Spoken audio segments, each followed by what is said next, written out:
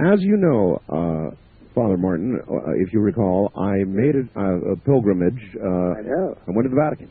Yes. And I went to the Sistine Chapel, and I did all the things that one does. And by the way, Father, it was very interesting. When we arrived at the Vatican, there was a massive, massive crowd there. And we were kind of looking around saying, wow, look at all the people. What in the world is going on? And somebody turned around and said, you mean you don't know? The Pope's going to be here in 5 minutes. And so we got to watch and listen to the Pope, which I thought was quite a treat. That was just very lucky. That was just lucky, if you want to call that luck, yes. True. Good point. Then we went to the Sistine Chapel. And though we did not get an opportunity to go to the labyrinths beneath the Vatican, Father, I must tell you, the Sistine Chapel is in itself something of a labyrinth. Oh, it is. It is. I have lain on my back looking at the ceiling for hours, after hours, when I could do that. Just looking at the ceiling. I fully understand. You come out of there, out of this long labyrinth, with a crook in your neck because you've been looking up all the way. That's right. But here's what was really unusual, Father.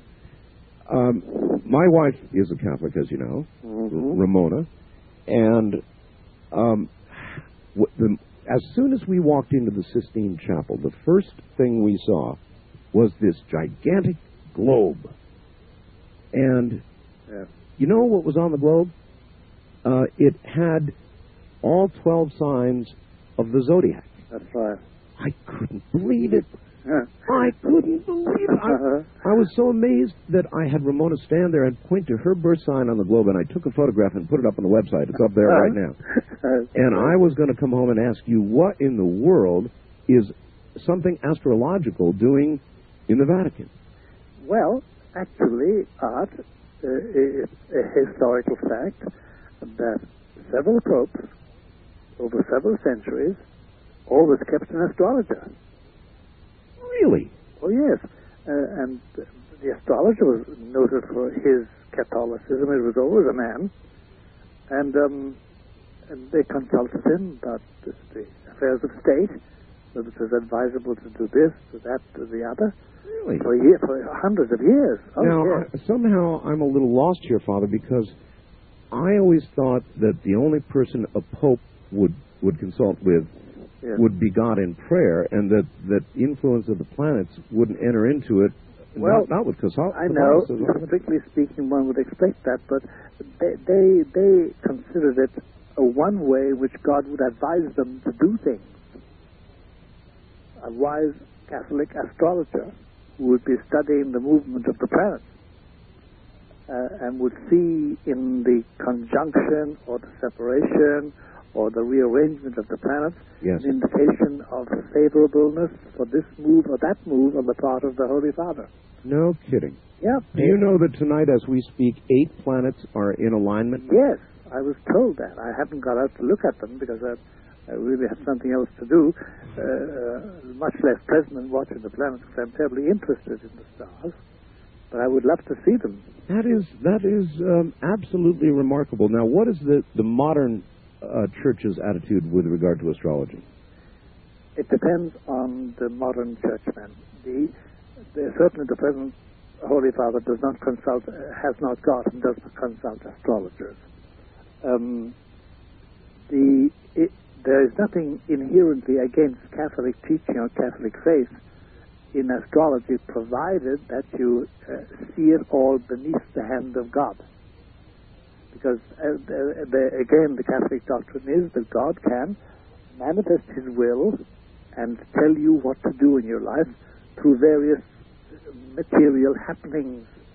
And one of them is the arrangement of the planets. So there's nothing against faith. What would be against faith is one placed all one's trust in that and relied on that to be the deciding factor about life and death. And that's forbidden. That, nevertheless, seems to be a very liberal interpretation. Yes, it is. Particularly for popes of many years ago. I know, for hundreds of years, Art. Hundreds of years, literally. Certainly, you could say that between, say, as a cliche date, 1200 and, say, middle of the 1600s, it was very common. Very common. Well, then I think the church is to be applauded for not erasing history that perhaps today it would not rather recall. That's right. That's right. And actually, yeah, they don't emphasize it nowadays at all. And besides this, nowadays astrology has become the purview of people who don't believe in God, at least according to the Catholic faith anyway. So they emphasize it less. And then there have been abuses of astrology, of course. There are stories and novels and books and real factual histories about people who consulted the stars and therefore decided to go and assassinate somebody or to steal something. Sure. So that's where it goes over the edge. But as a means of knowing God's will, no, some folks wouldn't travel without their astrologer. That's really Would an not amazing travel thing. without them. All right. It then, is surprising art. There's no doubt about that. Indeed. And then there were a couple of other things that struck me and will be with me for all of the rest of my life. I think, no, I believe in God, Father, Sure. but I am skeptical about things that I can't touch and prove. I can't help it. Yeah. However, while I was there, I also got to go to Bethlehem and Jerusalem. And I saw, interesting. yeah, and I saw the exact place where Christ was born and where the final crucifixion took place. And I must tell you that, along with my experience in North Africa, there are almost not words to describe the difference between talking about it, hearing about it all your life in Sunday school, early in Sunday school, but then suddenly being there and being in that spot, and you know that you really, really know, and I can't even convey in words. I know you can't, and nobody can, Art, and I know exactly what you're talking about. There's no way you can tell it, but there's something in that place, in those places. Oh boy, is there ever. Yeah, and you know, Art, look at it in broad level for the moment. Take even a broader view of it.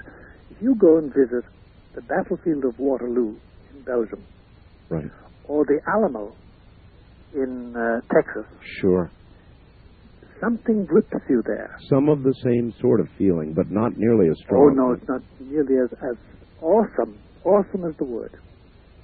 It's awesome. I guess that's the best word you can come up with, but I really haven't found words to convey to my audience, and I really have tried. Yeah, I'm sure you have. So I was. It was an amazing. If you couldn't do it, it means it's rather difficult because you are a master of words. There really are some things that words there are not words for. That's right. They go beyond. The feelings are too deep, and the experience is too real. Human word. It's like it drives something right through you. And I'm going to leave it at that because I really can't explain it. No. Anyway, that was incredible. But I'm so glad. I'm so glad you saw those places. Then, after I called you the other day, Father, yes, and I found out happily you were not dead, the next night, I think it was Sunday, yes, on 60 Minutes, lo and behold, they put a picture of your book, Hostage to the Devil, on the screen in connection with a story they ran. That's right. And Dr. Olson.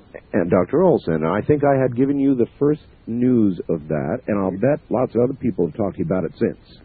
But you were the first. You were the first to tell me about it. And my eyes popped out of the place when I saw it. All right, to give everybody some sort of background, this is with regard to a 60-minute story about a lady with multiple personality disorder, a Wisconsin woman, who went to a doctor, and the doctor said she had 126 different personalities, distinct and different personalities. Over many years, he treated her, Dr. Kenneth Olson, and the allegation is that he hypnotized her and that he actually put these personalities into her, including the Bride of Satan, teenage boys, you name it, she had it. It cost hundreds of thousands of dollars in insurance money. Hypnosis again and again and again over years and years and years, and then finally culminating in this psychiatrist performing an exorcism. I know. They said, based on your book, hostage to the devil. Right, using the formula put in the back of that book. And, by the way, he thought, I guess, that it was a success, that it had successfully exorcised her. Yeah. And so there's a lot of legal battling and lawsuits pending and so forth and so on over all of this. But I thought I would try and get your reaction to that. Well, I'll tell you my reaction, Art, is this. And don't be very surprised at this. My reaction is great fear for the safety of Dr. Olson. And I'll tell you why. Okay. The essence of exorcism, performing an exorcism, is a clash between the exorcist and the demon allegedly possessing somebody who is to be exorcised. Yes. And it's not simply a prayer, and it's not simply a blessing. It is an actual battle. clash. It's like a conversation. Battle. Like a battle. Yeah. And you can only do that, according to the theory, the belief, you can only do that with immunity, because you're facing, allegedly, according to faith, you're facing an archangel, albeit a fallen archangel, called Lucifer. And that archangel has an intellect and resources far beyond anything any human being commands. And in order to tussle with him, tangle with it, or him, or it, or whatever we want to call it, because he has no gender, right. In order to do that, you have to have the authority to say, what is your name? Why are you here? When did it start? And get out. And in order to do that, you have to have permission. And that's why we always counsel people, never on their own bat, to tangle with anything really demonic, because if you do, you're going to lose.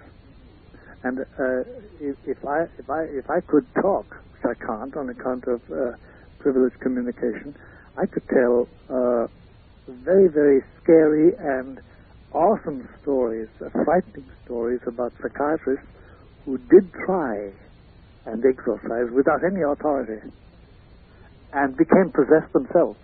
Oh, really? Yeah.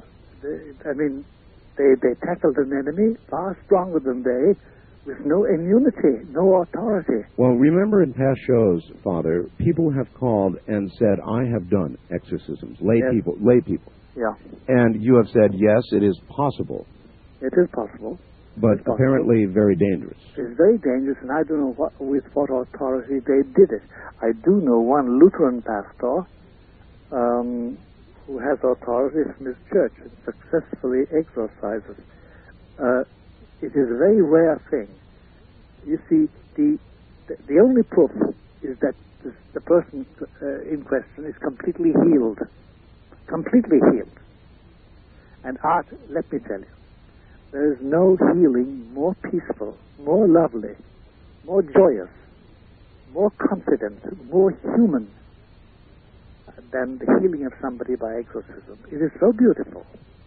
It's like a sunrise and a calm upland meadow after a devastating hurricane.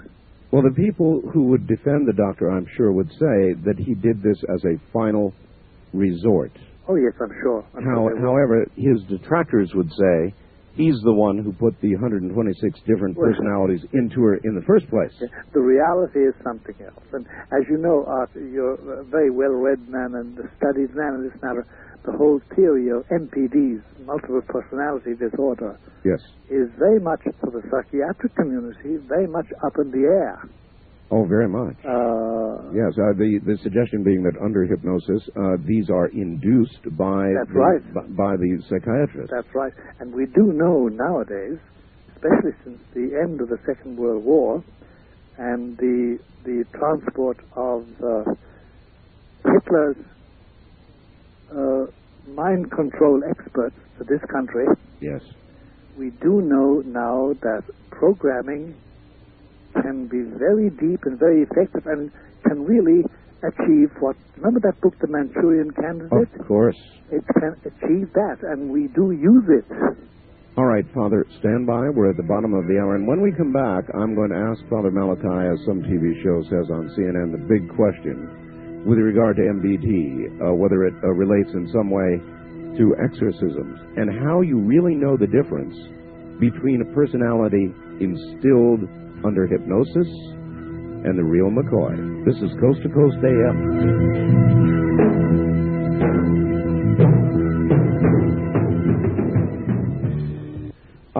Father, I want to ask you what they call the big question here that I've worked up.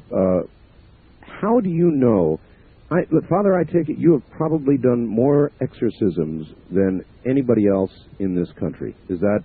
I don't know. I really don't, because it's a very compartmented trade, if I can put it that. Trade. Very compartmented profession.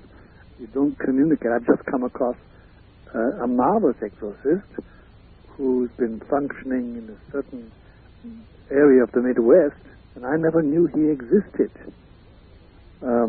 It's just we didn't overlap. Understood. We never overlapped. So it's not talked about a lot, really. No, it's not. You don't communicate very much because laws of privacy govern everything in this matter, because nobody who has genuinely been possessed and genuinely been cured ever wants anybody to know about it. Okay, well, that's really where my question goes. Now, apparently, the allegation is this woman had these personalities inserted into her through hypnosis. How do you delineate, how do you know that some of the people that you have not performed exorcisms on are not people who have been victims of this induced MPD? It's one of the things we have been alerted to from the mid-70s, Art, because we came across very accurate information about the programmers that do exist, that did exist then and do exist today. And we formed criteria, principles by which to judge that. And it's not a simple matter, but it can be done. And more than once, I have dismissed people who applied for exorcism, saying, no, there's no exorcism here at all. Who is your psychiatrist? Or who is your psychologist? Or who is your whatever, your guru, your channeler, or whatever it was? One would presume that usually prior to coming to somebody like yourself, people would have been to a psychiatrist or two or three. Usually they come through a psychiatrist, actually. A psychiatrist will write to you and say, dear Father Martin, dear Dr. Martin, look, I have a patient, blah, blah, blah, blah, blah. And he or she, here's the etiology of it all. Would you have a talk with them? Without discussing specific cases, Father, yes. How many times have you begun to investigate a possible exorcism and then rejected it? 7 out of 10 cases. 7 out of 10? Yep. Because, you see, there's also the question of disease. Some people, for instance, with La Tourette syndrome are used to be confused with possession. Yes. And La Tourette syndrome just has a lot of the behaviorisms of possessed people, but it's not possession. And then there's Huntington's chorea. And then there are forms of schizophrenia, phases of schizophrenia. There are schizophrenia, but not possession. And then, by the way, there are forms of possession that are very like schizophrenia, and the demon hides behind the schizophrenic manifestations. And that's even worse. Yeah, it is. There's a double whammy there. So you've got to undo all that. And you can only undo all that if you have authority. You can't just do it because you say, well, okay, now tell me what's the truth. Are you there or not? It's nothing like that. It's a far more... Are you allowed to discuss the tests? Yes. The tests are if you want to start at the beginning, first of all, you ensure that there's nothing physical. That there isn't a tumor in the brain. There isn't transgenerational insanity. There isn't alcoholism. There isn't a drug addiction. You must assure yourself of all those things. And if there is it masking something else? Or is it simply that alone? You've got to, first of all, you must check them physically. They must be checked physically. Because there are always physical manifestations out. And then, having done that, you check them psychologically. Not by psychoanalysis exactly, but competent psychologists must examine them, talk to them, examine them anyway, even if they can't talk to them. Sometimes they refuse to talk. And they must make up their minds if it's some form of psychosis or neurosis or something psychological or something that's indefinable and that has no explanation in the diagnostic manual for psychiatry. In that case, then, the attitude is, okay, let's try exorcism. And then you start off formally into exorcism.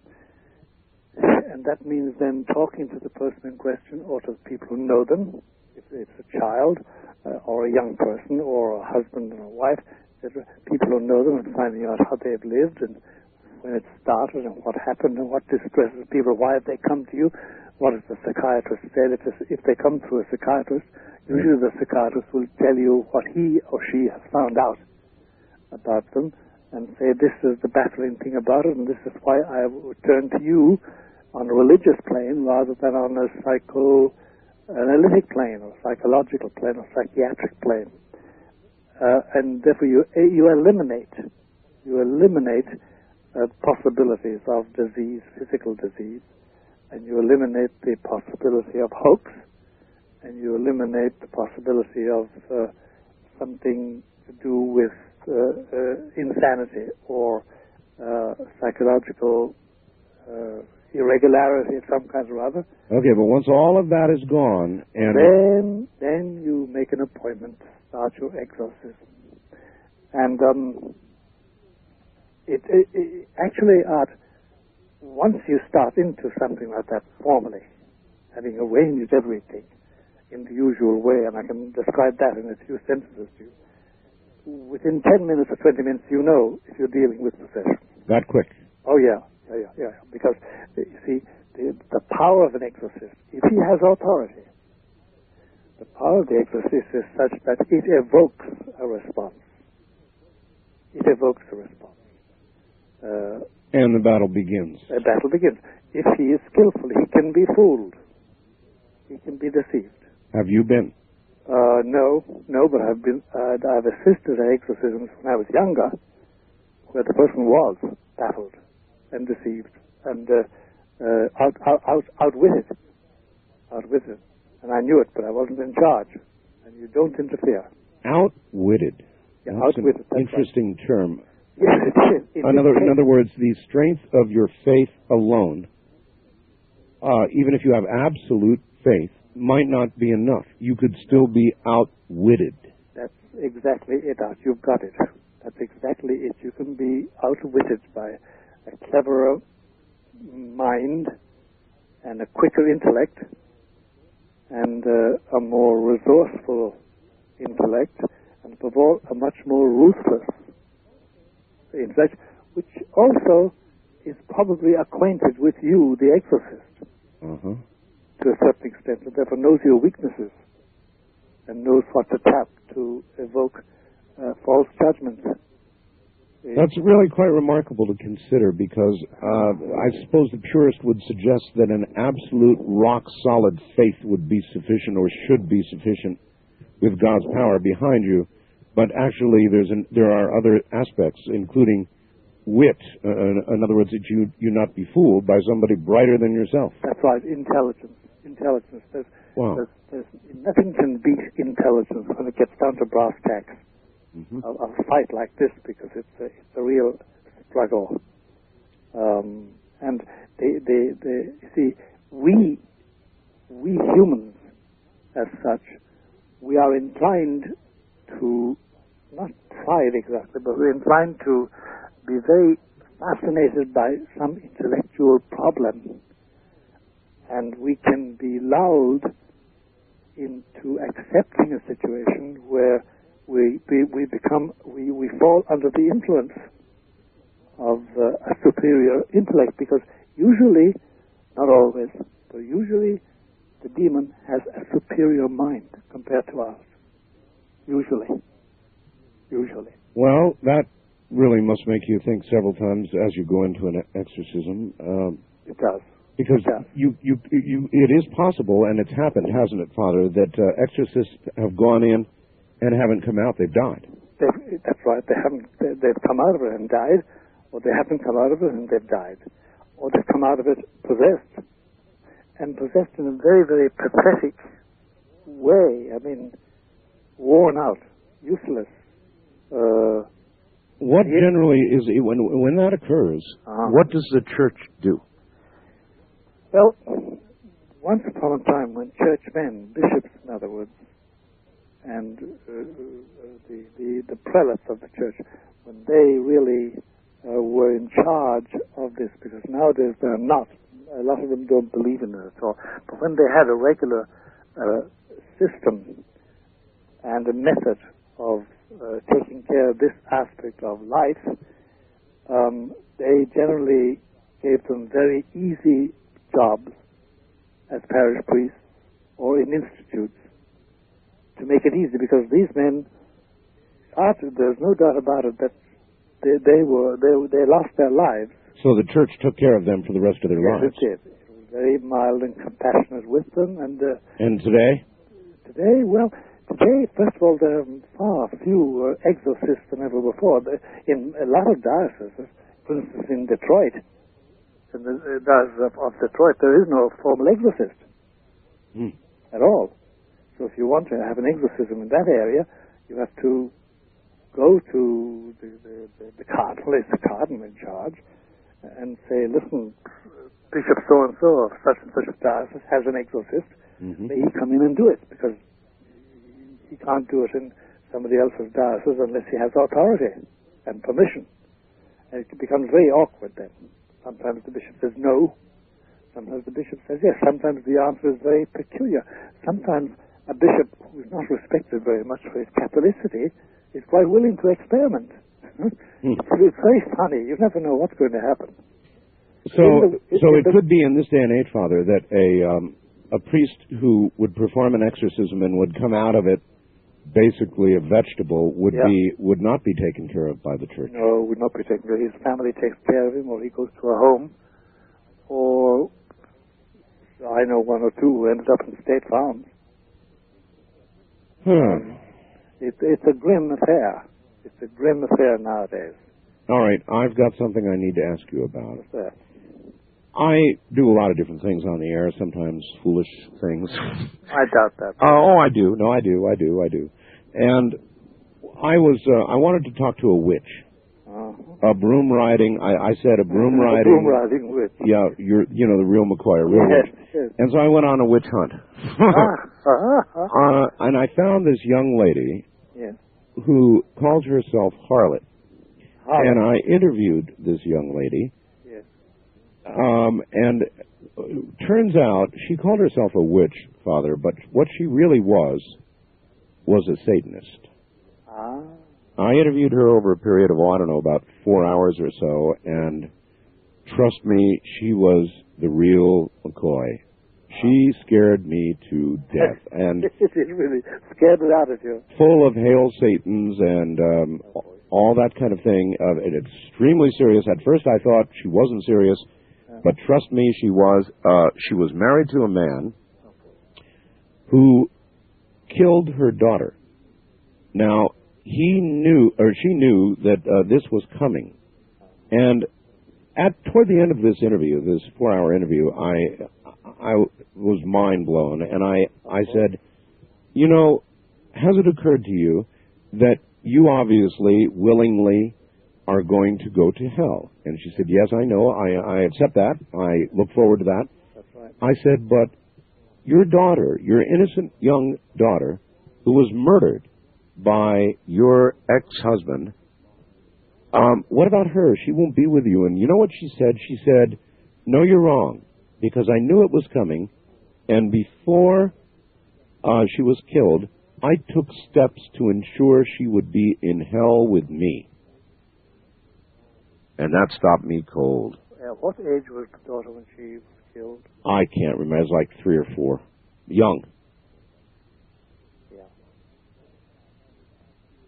Well, the terrible thing about it, Art, is, a general remark, that children, through their parents, can be made belong to a demon. They can. Through their parents. Through their parents. How can that be, Father? In a world that I guess I don't properly understand. Yeah, it's difficult to express it. But we have cases. We have frightening cases of it. And by the way, we have also got cases where the parents, Satanist worshippers, Luciferians really, yes, and generational Luciferians, that is, the ran in the family, who they tried to do the same to their children and failed. Some children accepted it, some didn't. Well, that would imply an age of understanding, but... yes, it's extraordinary, the understanding they have, though, Art. It's frightening. At the age of 3.5, 4. It's astounding. In certain cases. In other cases, no, they're dull. They're like little children, which they are, and they don't, there's no harm done. But there are cases, there's some part of me, Father, that just can't grasp this, that an innocent child could be literally taken to hell by the mother in this case. Cease to be innocent. Cease to be innocent. You see, actually, Art, when you think of it, there have been cases in history where children of an age, a tender age, as we say, 3 and 4, turned out to be very willful. There are rare cases, I know that. They're very rare cases. But it does happen. But even under our laws, a child of 3 or 4 could never be charged with... Never.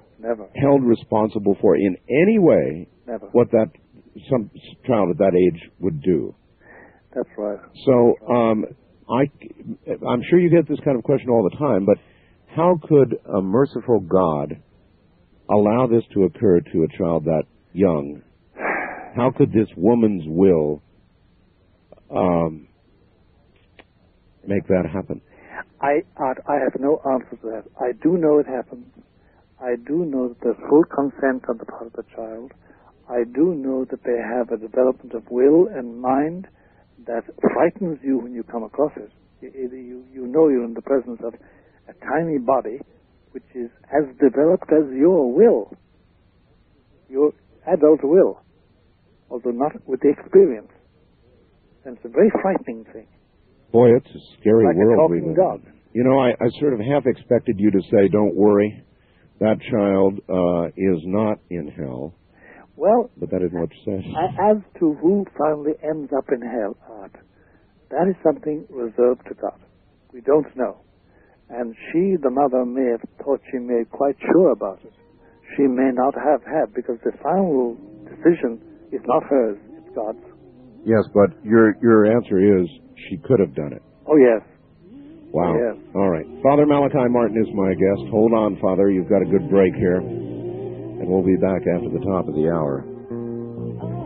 You know, I guess that's the answer I didn't want to hear. That was quite an interview. Anyway, we'll leave it at that, and I'm going to have to think this one over. Father Malachi Martin will be right back. This is Coast to Coast AM.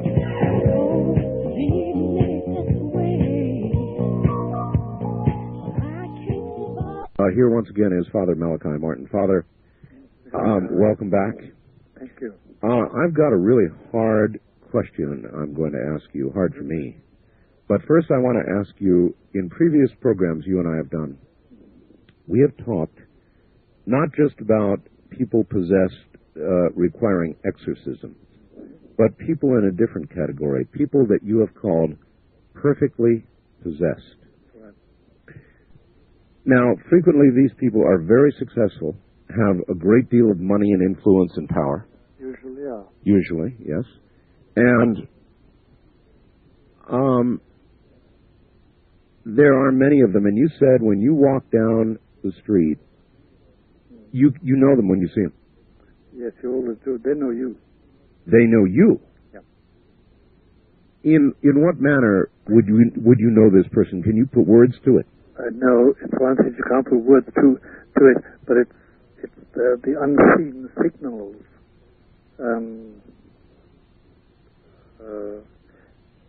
It's like you sense that they sense you are both totally alien to each other. Totally alien to each other. So you definitely... It's beyond hate. Sorry for interrupting you. It's beyond hate even. It's total alien. Nothing in common at all. And it's not a teeth-gritting, shivering thing. No, it's not. It's. I don't know if ever in your life, Art, you were in imminent danger of being killed, not of dying. A lot of people have, like myself, with a heart attack, two heart attacks, etc. That's of dying, but of being killed. And there were only two times in my life, which we can talk about some other time, and not to be divagate the conversation too much, when I could have been killed. Literally. Right. But then when you are in that, when it's certain that unless something happens, you are going to be killed, a strange calm comes over you. Because then it's sure. Mm-hmm. You can't do anything about it. Mm-hmm. You can't escape. Mm-hmm. You can't get out of it. And unless something happens, you're going to be killed, literally. No, you're not going to die. You're going to be killed. And it's a strange calmness. It's cold reality.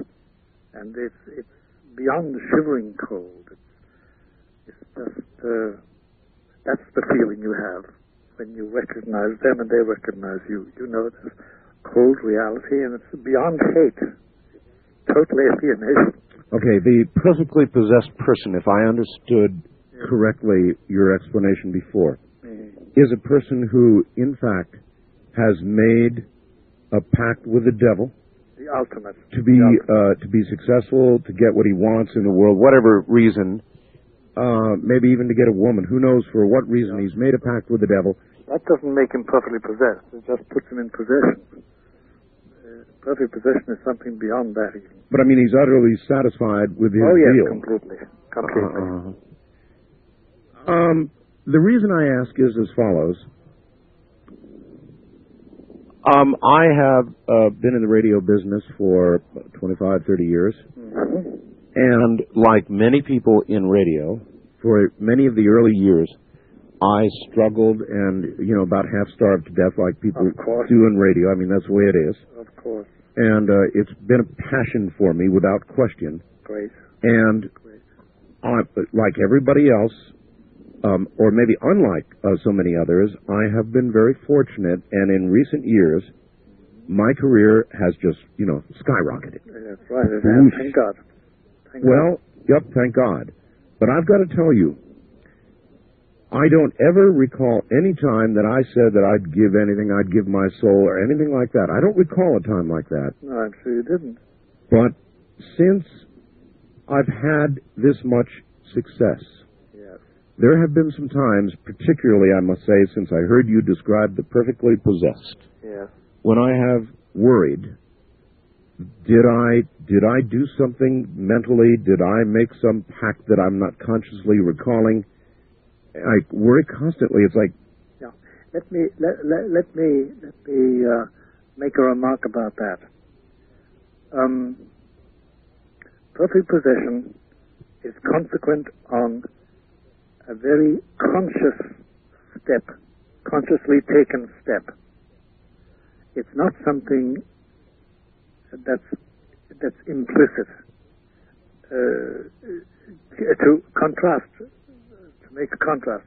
We now get young people, 20-somethings or 30-somethings in age, and they do come and say, look, I made a pact with the devil because I needed this job, I needed this woman, I really wanted to marry her, and I wanted to get this job abroad, and I want to get this loan, and etc.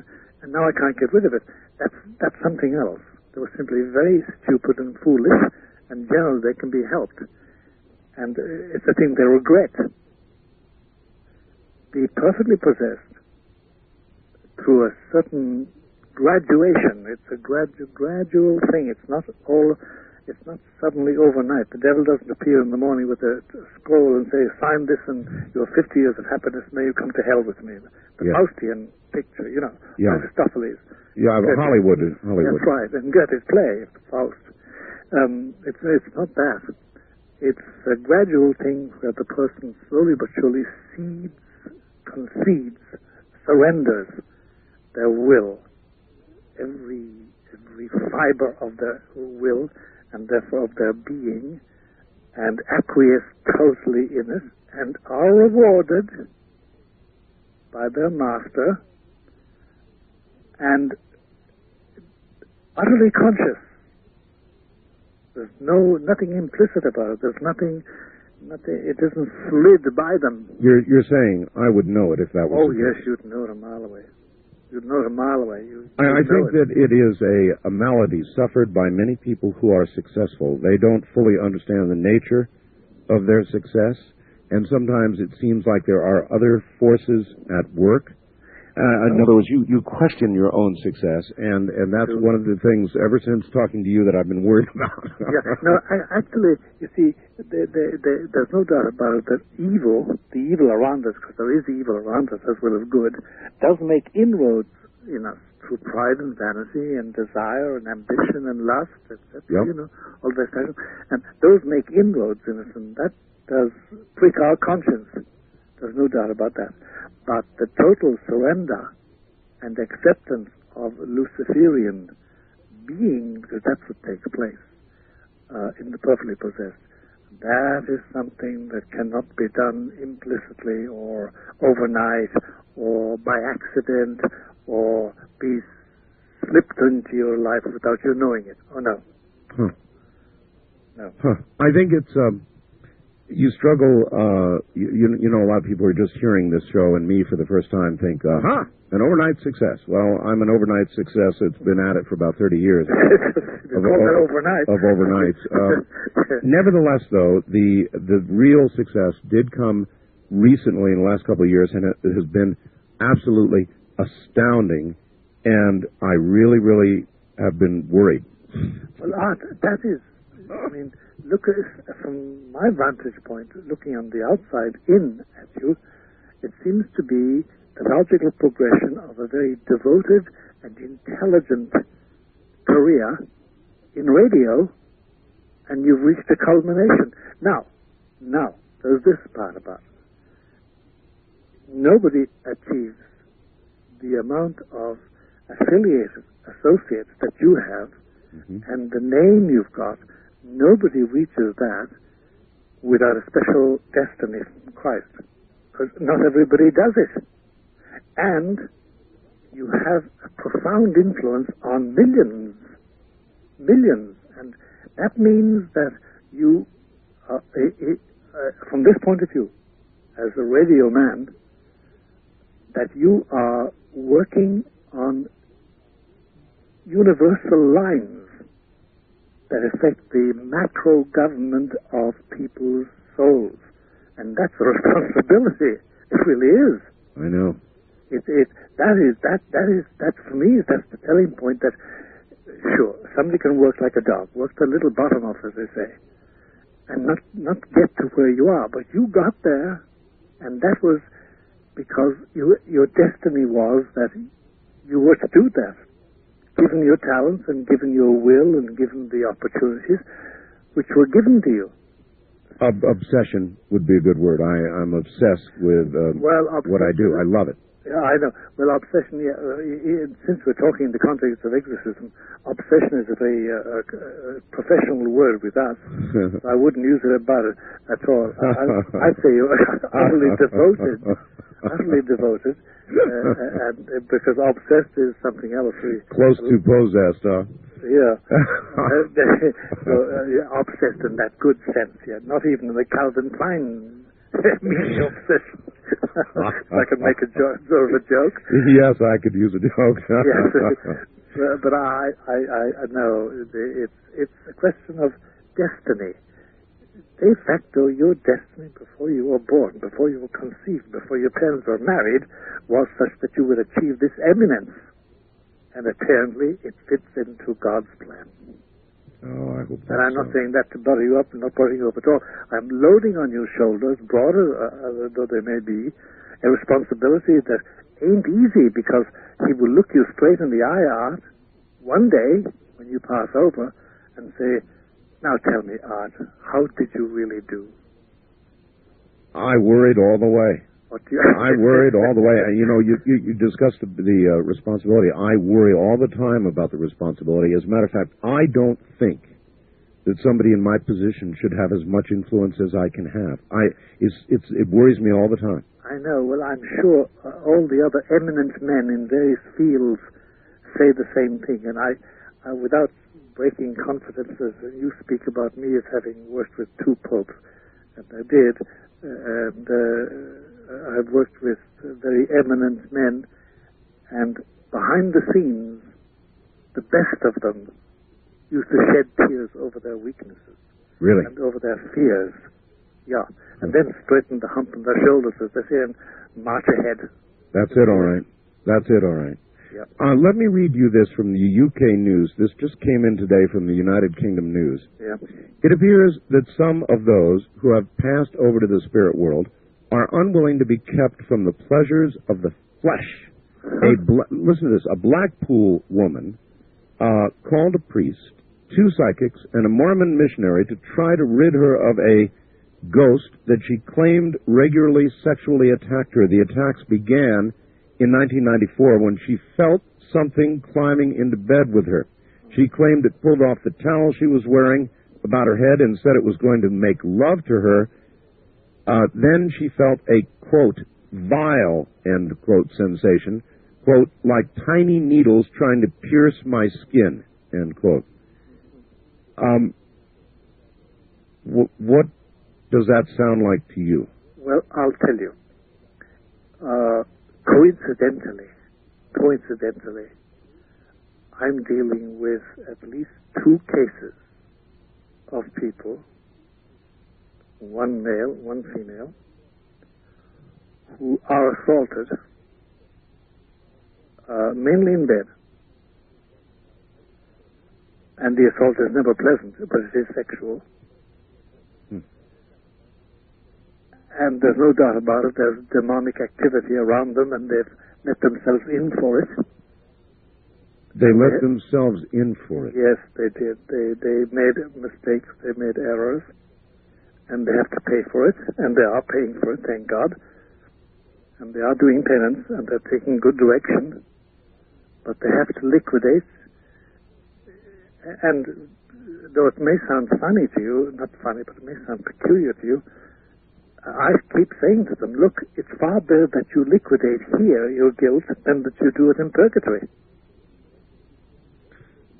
How do you liquidate here your By this, that if in this life you get suffering, either physical and mental suffering. Yes. I don't think there's such thing as physical suffering without mental suffering. But anyway, if you do that, and you have the grace of God, and you offer it up in union, but this is Catholicism, in union with the pains of Jesus, the Savior, whose pains did save us, then you do merit to liquidate the punishment due to your sins.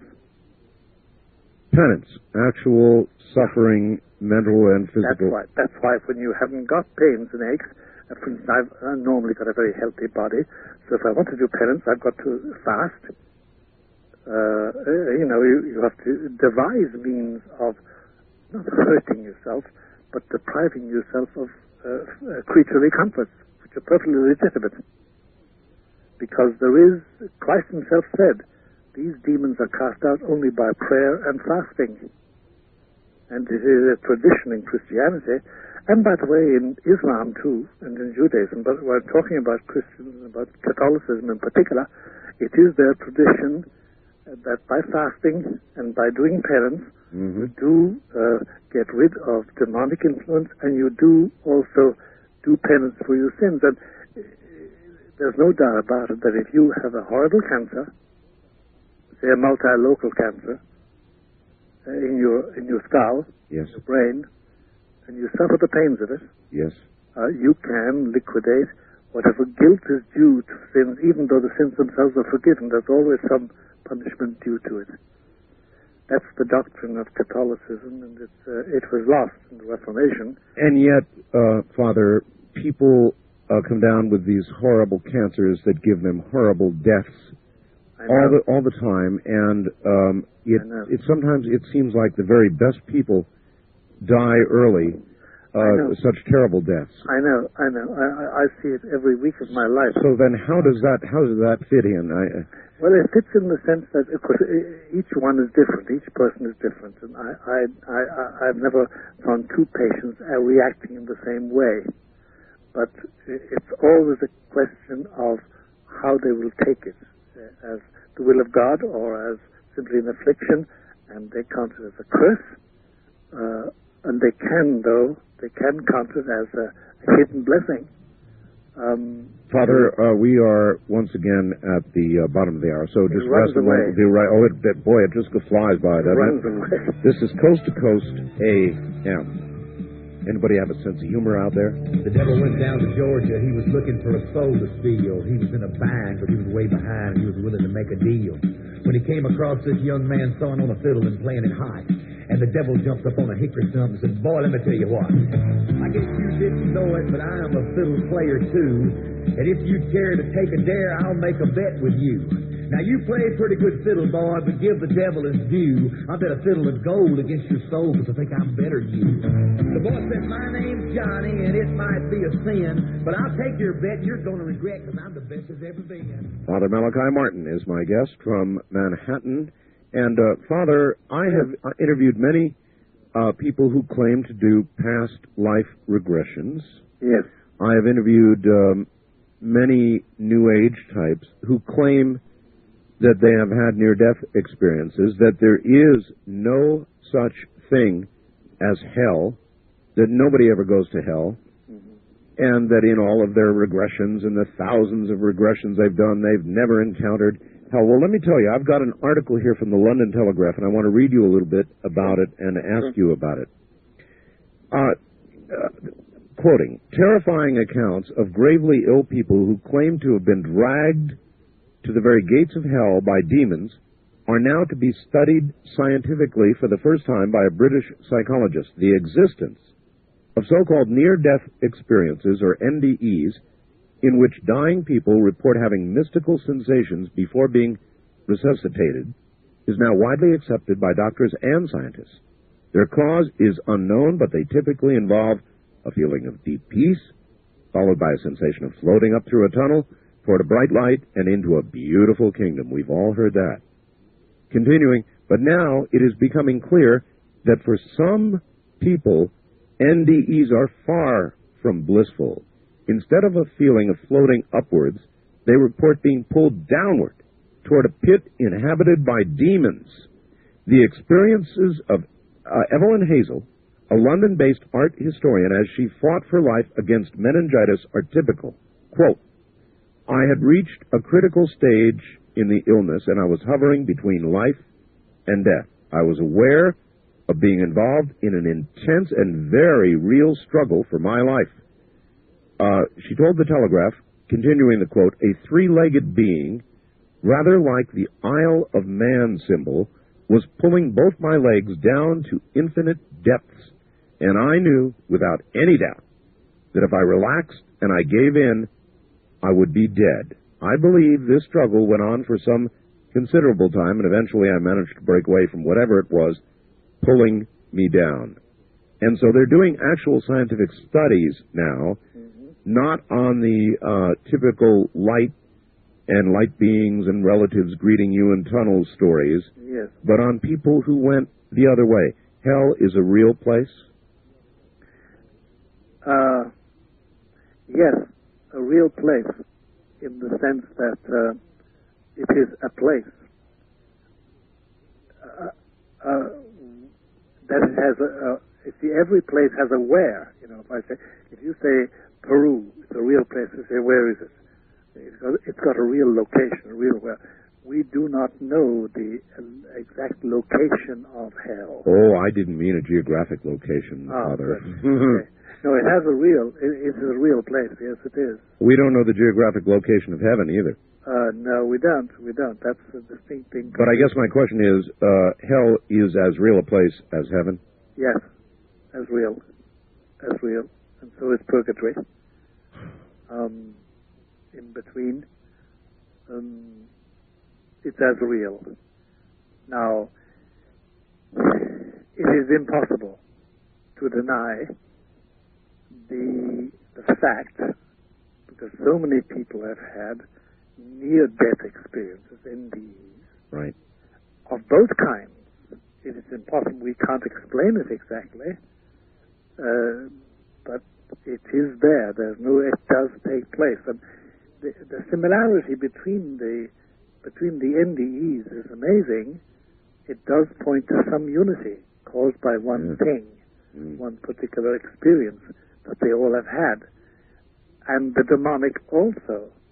The big difference, Father, is that people who have had an experience like this lady don't talk about it. They don't talk about it. I mean, sure, if you go to a place of light and love and you realize that you would be in heaven if you really pass on, fine, you can talk about that. Yeah.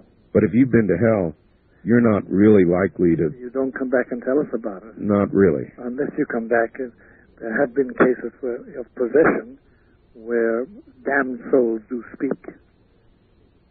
Where damned souls speak? Yeah, do speak through the demon. But that's a question of... There are very, very peculiar cases, and they're very convoluted cases, and there are cases where people made special pacts with the demon. But they're very rare, but they do come back. At least they're allowed to talk, communicate, I should say.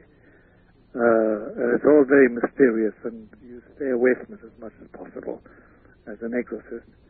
But it does come through at times, and it's a very disturbing experience, and it never leaves you. Father, I would imagine a lot of priests have, even themselves, in their lives, moments of doubt about their own... Very many. Yeah. You're absolutely correct. I would think, though, that doing what you have done, yes. Doing exorcisms, yes. Must enforce your own faith in a way that the average priest will never have enforced. That's right. It does. There's no guarantee that you're going to succeed completely and persevere and go to heaven, but there's no doubt about it. It does reinforce it because you're up against it. You're up against the ultimate in evil. And the central experience for any exorcist who has done exorcisms, even one exorcism, but anyway, exorcisms in general, is this. It is that memory burnt into you of total malice. Total malice. And it's very hard for the normal, even hardened criminals. They love somebody, their child, or their woman, or their mother, or their country. But to come across a mind which is total malice, nothing but malice, is something appalling. As I say, what it does to you is it freezes you. I'm sure it does. It freezes. And that is something which... does make you immediately think of God's beauty and God's compassion and God's love and of nice soft things and of eternal peace and compassion and holiness and goodness. It certainly confirms all that. It sends your soul into a wild dance towards God. Father, I would imagine you've had lots of opportunities to see young priests assist you in exorcisms, and How do they come out of that generally first time around? First time around, they come out shaken, and they generally they vomit, and sometimes they're incontinent. Mm-hmm. They can't keep it in them. Yes. It's little their threats of their lives. We laugh because it's embarrassing. In fact, the first time I assisted an exorcism in the United States, I was in bed and was called up by an exorcist who said, "Malachi, my assistant has collapsed. Please come over and help me out." It was in the Bronx. In the Bronx? Yep. And the young man had collapsed because it's very unnerving in the beginning. It's very unnerving. This is probably a very frivolous question, but I'm curious. Having done so many exorcisms, is there any geographic sense to exorcisms in the sense of more, for example, in the large cities? I mean, there you are, New York City is the biggest. Are there more by percentage, do you think, in the big cities than there are in the? No, I'm sure that it will not meet with the approval of a lot of people, but I can pinpoint various cities and various areas in the USA, really? Canada, and in Europe where there are a disproportionate number? Disproportionate number, where evil of that kind flourishes. It's a funny thing. Can you name a few? I mean, we're not going to really harm anybody by naming a few. Well, I think, for instance, that there's a plethora of such things in Geneva, Switzerland. Geneva, Switzerland. Neutral Geneva? Neutral Geneva. Yeah. I think that, and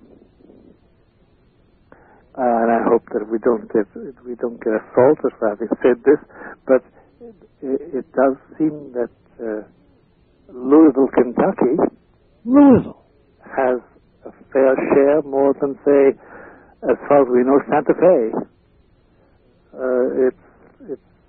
And then there are areas in Manhattan where I wouldn't want to live, and they're not always in Avenue A, B, and C, or in the Bronx, for that matter. There are areas, there's no doubt about that, because the presence of evil entertained and accepted and wished and blessed and celebrated means that you have diabolic presence, demonic presence. That's all about it. I live right over a mountain from Las Vegas. Now, Las Vegas is always generally portrayed in the media and elsewhere as the devil's playground. Yeah, I think, that's romanticizing. I never, in my whole experience, Las Vegas never stood out as a home of the devil's art. No kidding. So, in other words, it doesn't even stack up against Louisville. No, it doesn't stack up against Louisville. It doesn't stack up against Chicago. It doesn't stack up against Vancouver. Wait a minute. Vancouver, you say? Yes. Doesn't stack up at all. But it's talking about the incidence of diabolic interference. It just doesn't. So there really are. Do you have any thoughts on why there are hotspots like this? I do not know. And a few years ago, more than a few, back in the 70s, we tried to create a profile of the possessible person. Sure. And the profile of the places. But we found out there was no profile. No, it was purely random. Neither education, nor sex, nor faith, nor culture, nor riches, nor poorness, poverty or riches, success or failure, black, white or sky blue, pink, yellow or red or green, whatever the color of your skin was. So then possession is random. It appears to be random. Appears to be random. Yeah, because, listen, Arthur, like you, I know very naughty people. I mean, I know people who couldn't stand the glare of publicity on their business methods. Sure. And I know, and I have come across ladies of the night Yes. in the street. I remember once, which I'll never forget, being confronted in New York, which I'll tell you about if you want to. And I've known a few people from the mafia who certainly, were rough diamonds and were used as soldiers. But they were just really naughty people. They weren't possessed. Big difference. Oh, huge difference. Huge difference. Can a prostitute go to heaven? Sure. I remember I was coming home late at night with my brother in the pelting rain. And we were both drenched already, but we had to walk. And we met a prostitute. We were both clerics, by the way, but we were muffled up with raincoats and hats and mufflers, etc. Sure. And my brother, who's now gone to God, said to a woman, "Don't you not know that you're putting your eternal soul in danger?" Bill was very sententious. My brother is a good man. And she pulled up her dress and pulled out a rosary beads and a prayer book out of her stocking and said, "Father, look, I say these every day. I have 5 little bastards which priests gave me. Pray for my soul." Wow. Wow is right. Oh, wow is wow. It really... it's 5 little bastards that priests gave me? Yes. Yes. That's why I'm baking in the streets, prostitutes. A real problem for the church, isn't it? It is a real problem. And inevitably, in a church that enforces celibacy as the rule, you're going to have the difficulties. And we have it. And we've had a terrible rash of pedophilia. I know. In the dioceses of the USA. And in Canada, by God. And we're not finished yet. It's still going on. And there's the organization of the Roman Catholic Church. My church has been shaken up and hasn't settled down to anything regular yet. It hasn't made up its mind about things. And a good majority, a small majority, but a good majority of American bishops would wipe out the whole celibacy thing and allow priests to get married. You don't agree with that, do you? Well, I'll tell you something, Art. And I can only speak from point of view of experience. I was a chaplain to the U.S. Air Force in Turkey. And I remember we used to go to the radar domes that back in the good old days of the Cold War. Oh, yes. That they had ringed Russia with in the Black Sea. Yes. And I was always driven by Air Force officers. And by the way, it was an 18-beer trip. It was so warm. We had to have 18 beers apiece to last out. But we had talks. And the men would talk to me about anything and everything. And time again they said, "Father, look, we would never discuss these matters with you if you were married, like Woody. Woody was the Protestant chaplain. He was a very decent fella. The intimacy that celibacy allows a priest, because he belongs to nobody. Yes. Except the parishioner. Yes. And if he's really faithful to it, and if he doesn't have a eunuch face, which I'll explain to you what I mean by that, then he becomes special. See, it's a funny thing about celibacy, Art. Let me give you one small word on it from a celibate. That, I mean, either you practice celibacy and it becomes a positive thing, or else you're like somebody who's wearing a chastity belt and somebody's thrown away the key and you're looking for the key. There is the eunuch face. I wish I could say I relate, Father, but I'm the kind of guy who sits and thinks, how can it be heaven without sex? Well, actually, I understand you completely. My God, marriage is a beautiful thing and love is a beautiful thing. By the way, the most impressive thing in exorcism, the most disgusting thing, the most chilling thing in exorcism, apart from the malice, is the terrible demonic contempt for human love. Yes. Oh, God. Arthur, you have no idea what it's like. I mean, the contempt. Well, it would be the greatest enemy, wouldn't it? Of course. But the contempt for human lovemaking and human marriage and human love, the contempt is wounding. It wounds you when you come across it. So there's actually, in a possession, there is a lot of sexual... Of course. Perversion. Of course.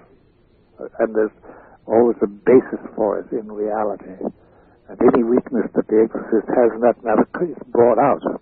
It's like an old scar opened up with a whiplash. Well, celibacy cannot be an easy thing. No. Not for a mortal man, not even a No, person. it's not. It's not. And it's, by the way, it's not a sudden thing. It's a thing developed over a lifetime to make it a joyous thing. And not that you're a spoil sport and go around with a beatific smile. No, it's not that. It's a different thing. Father, we've done it again. We're at the top of the hour. We'll be right back. Take a break. We'll be right back.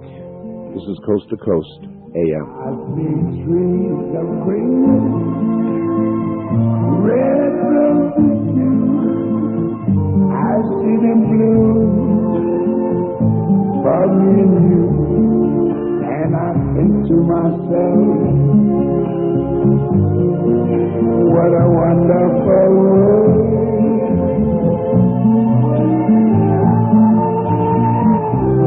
I see skies of blue. All right, back to Father Malachi Martin. Father, a couple of quick fact questions, and then we'll go to the phones. Yes. All right. Here it is. While testing for exorcism qualities, has Father Martin ever found a person who was psychic themselves or had powers of telekinesis, the ability to move things physically, that was their own power that just looked like demonic abilities, or are all psychic powers demonic? Listen, it may sound like a trite remark on my part. That is a very interesting question. And the reason is this, that there are three plateaus of reality. There's the physical reality, which we all know, space-time, the dimension in which we live and move and have our being. Right. There is the supernatural reality of God. And there is the middle plateau,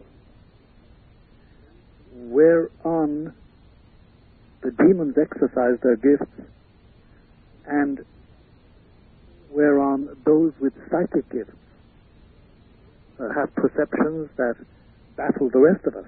And where they are able to move.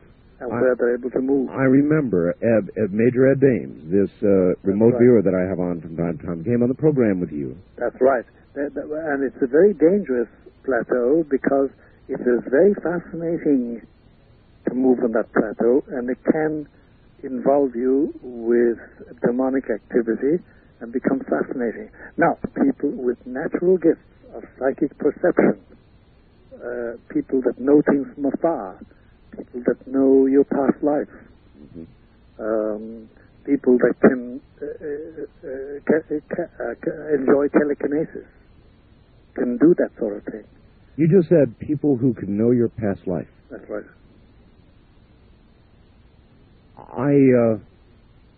I would have thought your position would have been that there are no past lives. Well, no, I didn't mean past lives. I meant what has happened since you, for instance, you're 45. They will know what happened to you. Oh, I see. All right. Not reincarnation. No. All right, so there is real psychic power. Oh, there is real psychic power. There's no doubt about that. And it's a very, very frightening thing when you meet it. And I've known young people, young boys and girls with it. And you have to teach them to how not to use it because it disturbs people very much. And then besides, it can also lead them onto the middle plateau where they can run into trouble. All right, part two of this is a separate question. Yes. People have predicted the current pope will soon die, yes. after which another pope will take control. Yes. The new pope has been predicted by some to be a dreaded betrayer of the faith, possibly involved in the coming of the Antichrist. Yes. How does Father Martin view the prophecy of the 111th pope, which would be the next pope? Frankly, Art, the older I get, the less I know about it. I have a feeling in my bones that the miseries of the Roman Catholic organization as an organization, not simply as a spiritual church, but as an organization on the face of the earth, the miseries of that organization are just beginning, and that it is heading into a very difficult situation worldwide, and that there will be a lot of trouble in Rome itself. Now, as regards the health of the present Holy Father, it's very hard to know, because he is a Polak, a stubborn man. Oh, he is. And he keeps on saying, no, despite all these prophecies, because he hears them, all these doomsayers, I'm going to see the year 2000, and I'm going to go to Mount Sinai in the year 2000, and I'm going to go to Ur of the Chaldees, where Abraham started, in the year 2000. I'm going to go to Jerusalem and Bethlehem and Calvary. Well, if he's determined, then he may well make it. He may well make it. Always take into account the will of God. I do not know. Frankly, in spite of my name, which is biblical, for a prophet, Malachi, I have no gift of prophecy, Art, so I don't know. I have a great confidence that God, who so loved the world that he sent his only begotten Son to give us light, and light will take care of us. But I don't think it's going to be easy.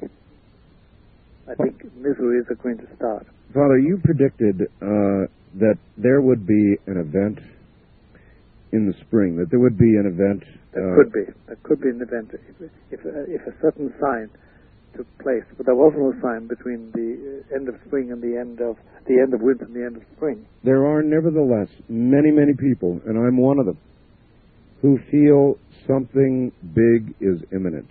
Oh yes, there's no doubt about that. There's no doubt about that. People of all disciplines, people I interview of all disciplines, and they're all essentially saying the same thing. It's a general feeling. Yes, no it doubt is. About that. It absolutely is. And remember what Freud told us about what the psychiatric associations in Austria were saying just prior in 1938. He said that the multiplicity of patients coming, telling about dreadful dreams about barbed wire and blood. Yes. He said it baffled us all why they were talking like that. There is a general feeling, and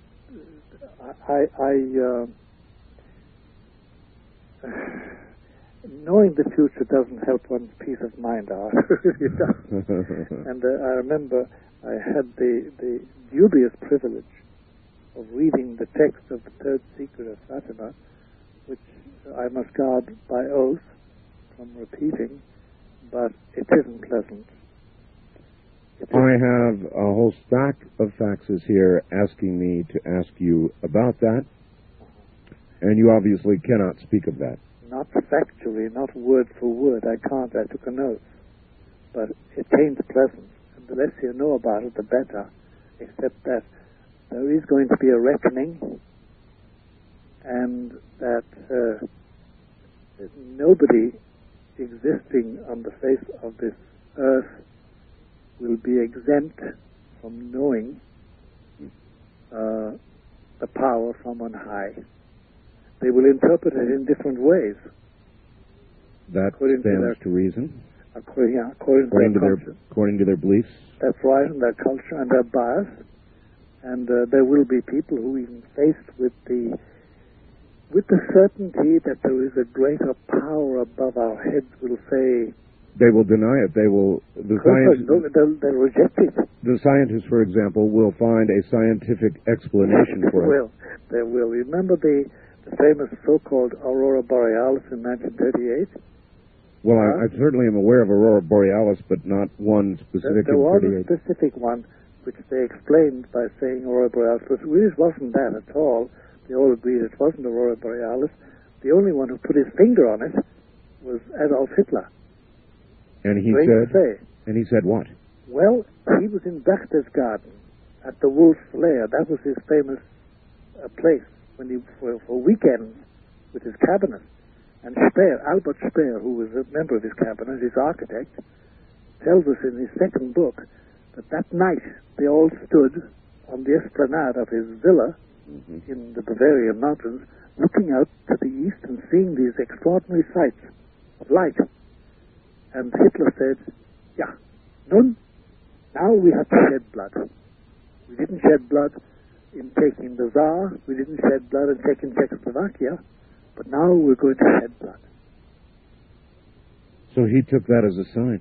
Oh, he took it, and it was a sign, because the Virgin who told the children in Fatima in 1917 about this sign, she told them it would take place just before the Great World War. She said it will be just before they start killing millions. Can you tell us in a way that we can read between the lines with regard to the third prophecy? Is there a timetable that you are aware of that cannot speak of that we can read between the lines on? Yes and no. There is it is not 200 years away. It is not 50 years away. It is not 20 years away. Number one. Well, that's... And number two, it involves the entire world system. It's not merely one area. It's not merely one religion. It's not merely one race. Will be apparent to all. All, without exception. Without exception. And it will be frightening. Okay, well, I think I've asked as much as I want to ask about that. Let us ask some questions of the audience. First-time caller line, you're on the air with Father Malachi Martin in Manhattan. Hello. Good morning, and greetings to you, Art, from British Columbia up in Canada, and to Father Martin. Good morning. Kanastu Malachi. Konsti.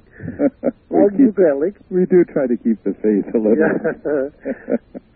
But listen, what I'd like to do is ask several questions, and I'll just hang up and listen to your various responses, one for Art and two for Father Martin. All right.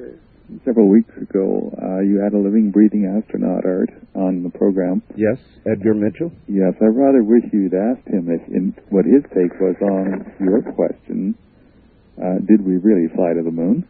Okay. Look, yes, the answer is yes. I've asked him that many times, and it is always absolutely, he walked on the moon, sir. But did you sort of challenge him with some of the questions that the debate raised? Yes, I did. Uh-huh. Yes. I'm sorry I missed it. Father Martin, my Irish grandmother, God bless her soul, when she had me... What part of Ireland did she come from? She was from County Cork. Oh, God bless her. Yes, I know. She used to have me on her knee, and with a twinkle in her eye, she would tell me stories about the little people. And as a kid, I loved those stories. I cherished them. But, I would like your take on that. The little people? The little people. And the other question is, Father Martin, you mentioned Vancouver as a source of the black arts. I think Victoria is even more so. Yes, it is. Yeah. Do you mean the mild-mannered Canadians? Oh, hey, man. Oh, hey. Art, you're a very charitable person. Well, I mean, in a lot of ways they are. Canadians, I speak to them all the time, Father, and they are very mild-mannered. They're very courteous. There's no doubt about that. But apparently behind that facade lies... Anyway, those little people... The little people, it's the ancient Celtic myth that the fairies, the little people, the wee people, dwell in the ruined forts and castles, of which Ireland is full, by the way, ruins of chapels and churches and towers and castles and old houses, etc. But it is purely and simply a Celtic myth. But around it they have woven an entire literature. I wonder, Father, if today's little people in America and the world that are called greys, aliens, are the same sort of mythological creatures that were in Ireland. I've always wondered the same thing, Art, and I have no answer to it at all. There is a greater myth, or not myth, but mystery in Ireland, the Banshee. Did you ever hear of the Banshee? I've never heard of them. Oh, I've heard of a The Banshee is this, that certain families, certain old Celtic families still existing in Ireland, when a prominent member is dying or dead, this woman is heard crying. And it's too frequent a happening to deny it. We don't know what it is. I had a very, very irate uncle on my mother's side who who became an atheist, by the way, and when I brought this up to him, he said, "No, that's the female hair in the heat." But it wasn't. It's too established the fact that there are families, and there is this peculiar wailing and ullagoning, as they say in Gaelic, at the death of a member. Tell you a pretty strange story, Father, in Miami. It broke the day before yesterday. A woman dressed entirely in black with no identification whatsoever Yes. fell from the sky. The authorities have checked with airlines, with flight plans that have been filed, blah, blah, blah. No identification on the woman. They have no idea who she is. She literally fell from the sky, hit a picket fence, was cut in two, Good God. and they still have no idea whatsoever what that could be all about. Signs, strange signs from the sky. Strange signs, but there are strange things happening all over the place at the present moment. No wonder we're all- Paducah, Kentucky, a 14-year-old walks in and kills I know. 3 classmates, wounds 6 others, and gives only as an explanation, those who know him, that he was angry at us, at society. Oh, boy. Oh, boy. Oh, boy. Yeah. You know, you see statistics today indicating that crime, violent crime, is down. But the very nature of crime has utterly changed. At one time, Father, when one person would take the life of another, there usually was a reason. Man catches a wife in bed with somebody else, Or robbery. bad business deal, robbery, whatever, but there was a motive. Today's crime, though maybe less, is totally indecipherable. Totally, you're quite right. That's the very word, indecipherable. It's an extraordinary turn of events. Now, look, as far as I know, it means the presence of a more active evil, for evil's sake. Is there a war between heaven and hell that is constantly going on, or is Yes. it And now it's acute. now it's acute? Now it's very acute. Yeah. All right, Father, hold on. We're at the bottom of the hour. Sometimes you have to be careful about the questions you ask. Good morning, everybody. I'm Art Bell. My guest from Manhattan, New York is Father Malachi Martin, and there will be more coming up shortly. Keep it right where you've got it.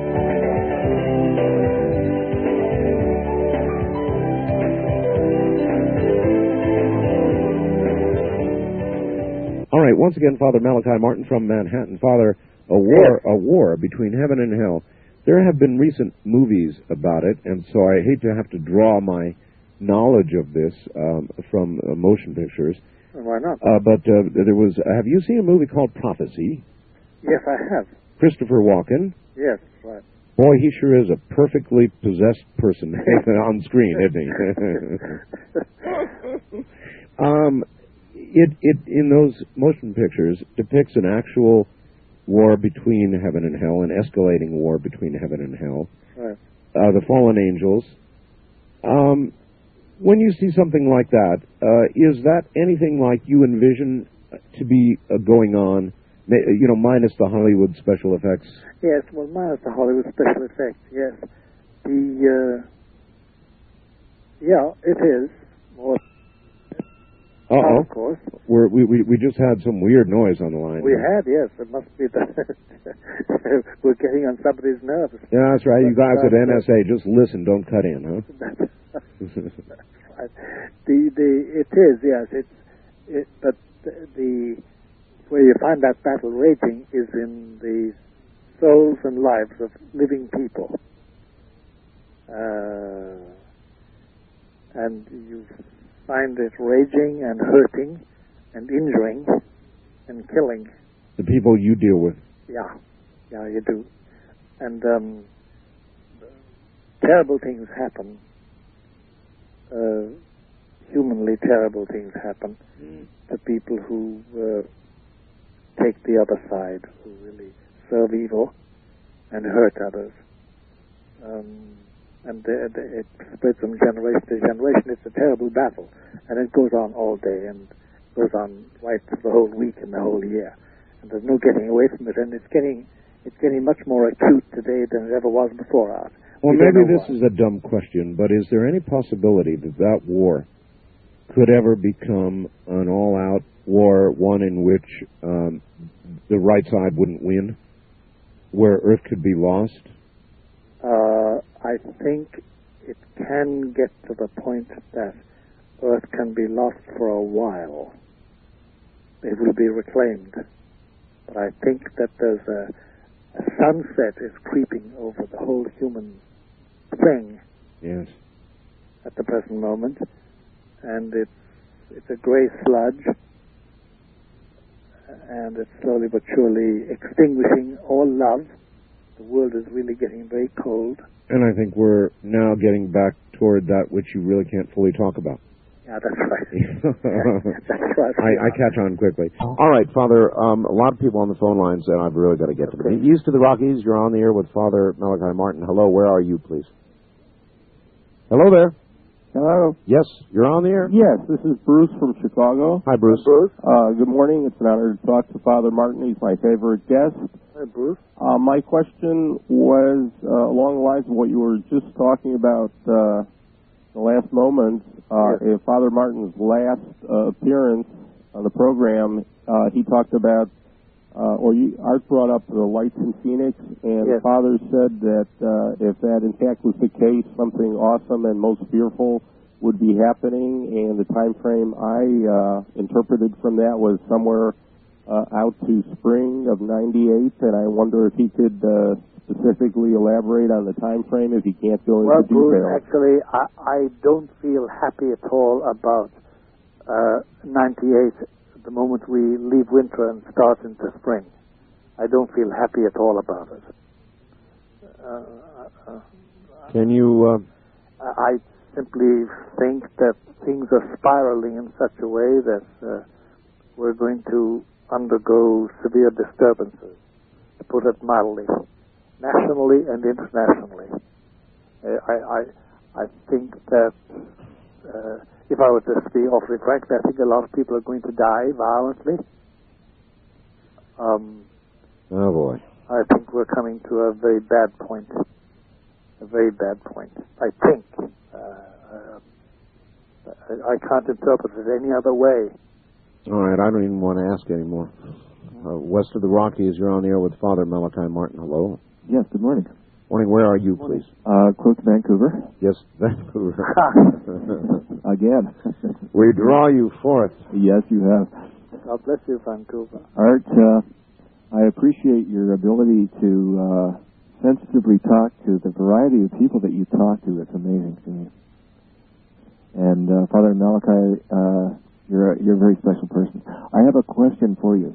Yes, sir. That's been very disruptive to me. A little while ago, I was looking through some very old photographs with my family. I came across two pictures that were taken, it looked like a few minutes apart. Yes. My mother, another woman, and a young child. Yes. In front of a fence with a house in the background. The first picture, they were all looking very sullen, very glum, and in the foreground, in front of my mom, there was a creature that you could kind of see through it. It almost looks like double exposure, except that there's no reason. This picture's too old and genuine. Yes. But the creature looked about 4 feet tall, a little hunched over, black kind of shawl, very kind of like a big nose, very, very evil looking. And I'm concerned that this could be demonic, and I'm concerned about the intergenerational kind of effect that can have on. And if Yeah. Was there any trouble? Picture? Was there any trouble? Have you got the picture yet? I have got the picture. I don't even show it to people because it makes my hair stand on end. Don't. Put it in an envelope and write the. Are you a Catholic at all? I'm not Catholic. You're Christian. I am Christian. Well, then take an envelope, put the photograph in it, and put a notice on it saying "Do not open," and date it and sign it, and write the name of Jesus across the front of it, and put it away. Okay, do not open, and then write the name of Jesus, and put it away in a strong box somewhere. It has a purpose. It has a purpose. I don't know what the purpose is. Is that a clear enough instruction? It is. How about if I send it to you and you could put it in a strong box? I don't even want it. Well, if that is to be what's happened to it, please do. Okay. That is to be the way it's done. Okay. Do. But you, sir, really should accept responsibility as guardian of your own. I've had it up to now. Is there an address that I can get? All right. Yes. Thank you. Father. By the way, I want to tell the audience you have a new website, and we have linked to your website. I should have given this much earlier in the program. If people will go to www.artbell.com and just scroll on down to Father Malachi Martin's name, click on it, you will go to his new website. Now, Father, is there a way on that website for people to contact you? Maybe not, huh? Not so far, although I must tell you, Art, that I've given out an address, a postal address in Manhattan. Yes. Which can be used with impunity. All right. And it's 217 East 66th Street. Slow down. 217 East 66th Street. New York, 10021. 10021. Apartment 2A as in Apple. Wait a minute here. Then I download all my messages, my email, continuously. I don't answer them all because sometimes they exceed 300 a week. I understand. And it's difficult to answer them, but certain ones I do. Okay, Father Malachi Martin, apartment 2A. As in Apple, yeah. 217 East 66th Street, New York, 10021. USA. Okay. East of the Rockies, you're on the air with Father Malachi Martin. Good morning. Hello. Where are you, please? My name is Alex, and I'm calling from El Paso, Texas. Yes, Alex. Okay. Yes, Father Martin, I have a feeling that a good friend of mine, his son, I think, may be possessed. And what he does is he draws very, very strange drawings on his wall, and he talks to them. He draws very, very ugly pictures of certain strange things. And now, I may sound like kind of crazy by saying this. No, you don't sound crazy at all. What age is the boy? He's about 10. And, when kids are about 10, you know how they have, like, invisible play friends and stuff like that. But, I have a strange feeling that God is telling me to, like, kind of help this boy. Yes, and I don't really, like, know whether to, like, get, like, some sort of help on exorcism or anything like that. Yeah. I do not know the bishop down there, if there's an official exorcist in that diocese of El Paso, in which El Paso is. Tell me, do you know anything else about the boy? Does he He bends himself like kind of strange. Does he speak about a companion? Well, he tells me that he's talking to the person on the wall. Yeah. And he draws these figures. In other words, he could have a familiar, as they call it. I'm not too sure about those familiar, but... Yeah, well, they call it a familiar. Mm-hmm. But I, at this distance, it's impossible to say. But the peculiar drawing is funny. Does his father ever bring him to a psychologist? No, actually the father just kind of like blows it off and says, hey, it's just my son doing strange things, but... Oh, gee whiz, that's a bit I kind of have a feeling that, maybe I should get someone, or if not myself, get someone to exorcise him. So where would I Well, you'd have to apply to the local diocese. Mm-hmm. Because at this distance, it's the jurisdiction of the bishop in which El Paso is. I don't know what diocese El Paso is in. It's in a Texan diocese, Texas diocese. I don't know which one. But then you go to the chancery and ask who is the exorcist in that diocese. Would it be possible? If the father agrees, because the father must agree. So there you are. Father, what chance in this modern day and age in America does somebody have of going to a diocese and getting an affirmative answer that there is an exorcist? Very, well, put it in percentiles, about 33%. 33%. About a third. It's very low. And if they don't get satisfaction, then what? Wow. If they don't get satisfaction... Yeah, if they're laughed off or shrugged off or whatever. The reason I groan is that I know so many cases of that. I know so many cases where they're laughed off or brushed off or told to go away or simply told us, no, go to a psychiatrist, you know. And that's what has happened within the church organization of my Roman Catholic Church.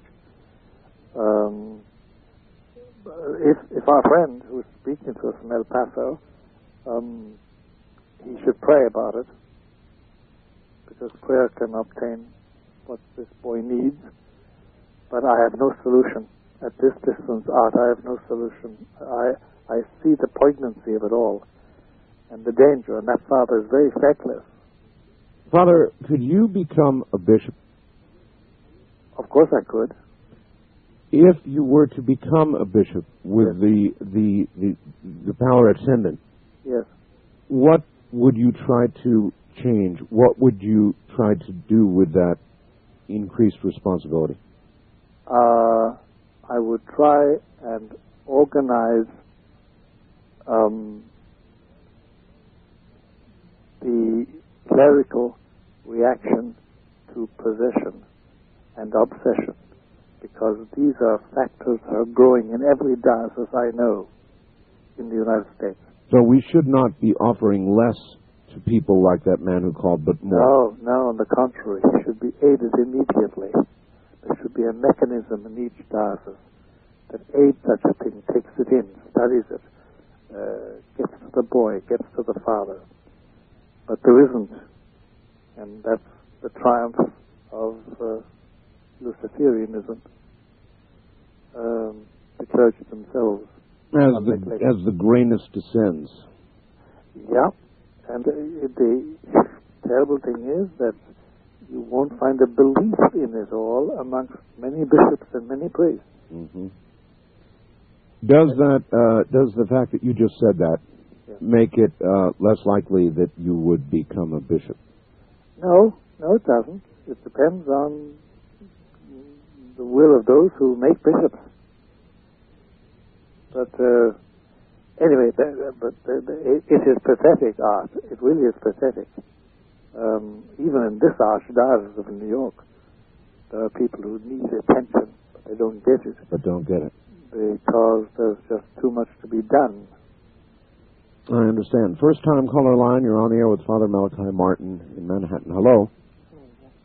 I can barely hear you. Yes, my name is Keith. I can barely hear them too. Yeah, you're going to have to yell at us, sir.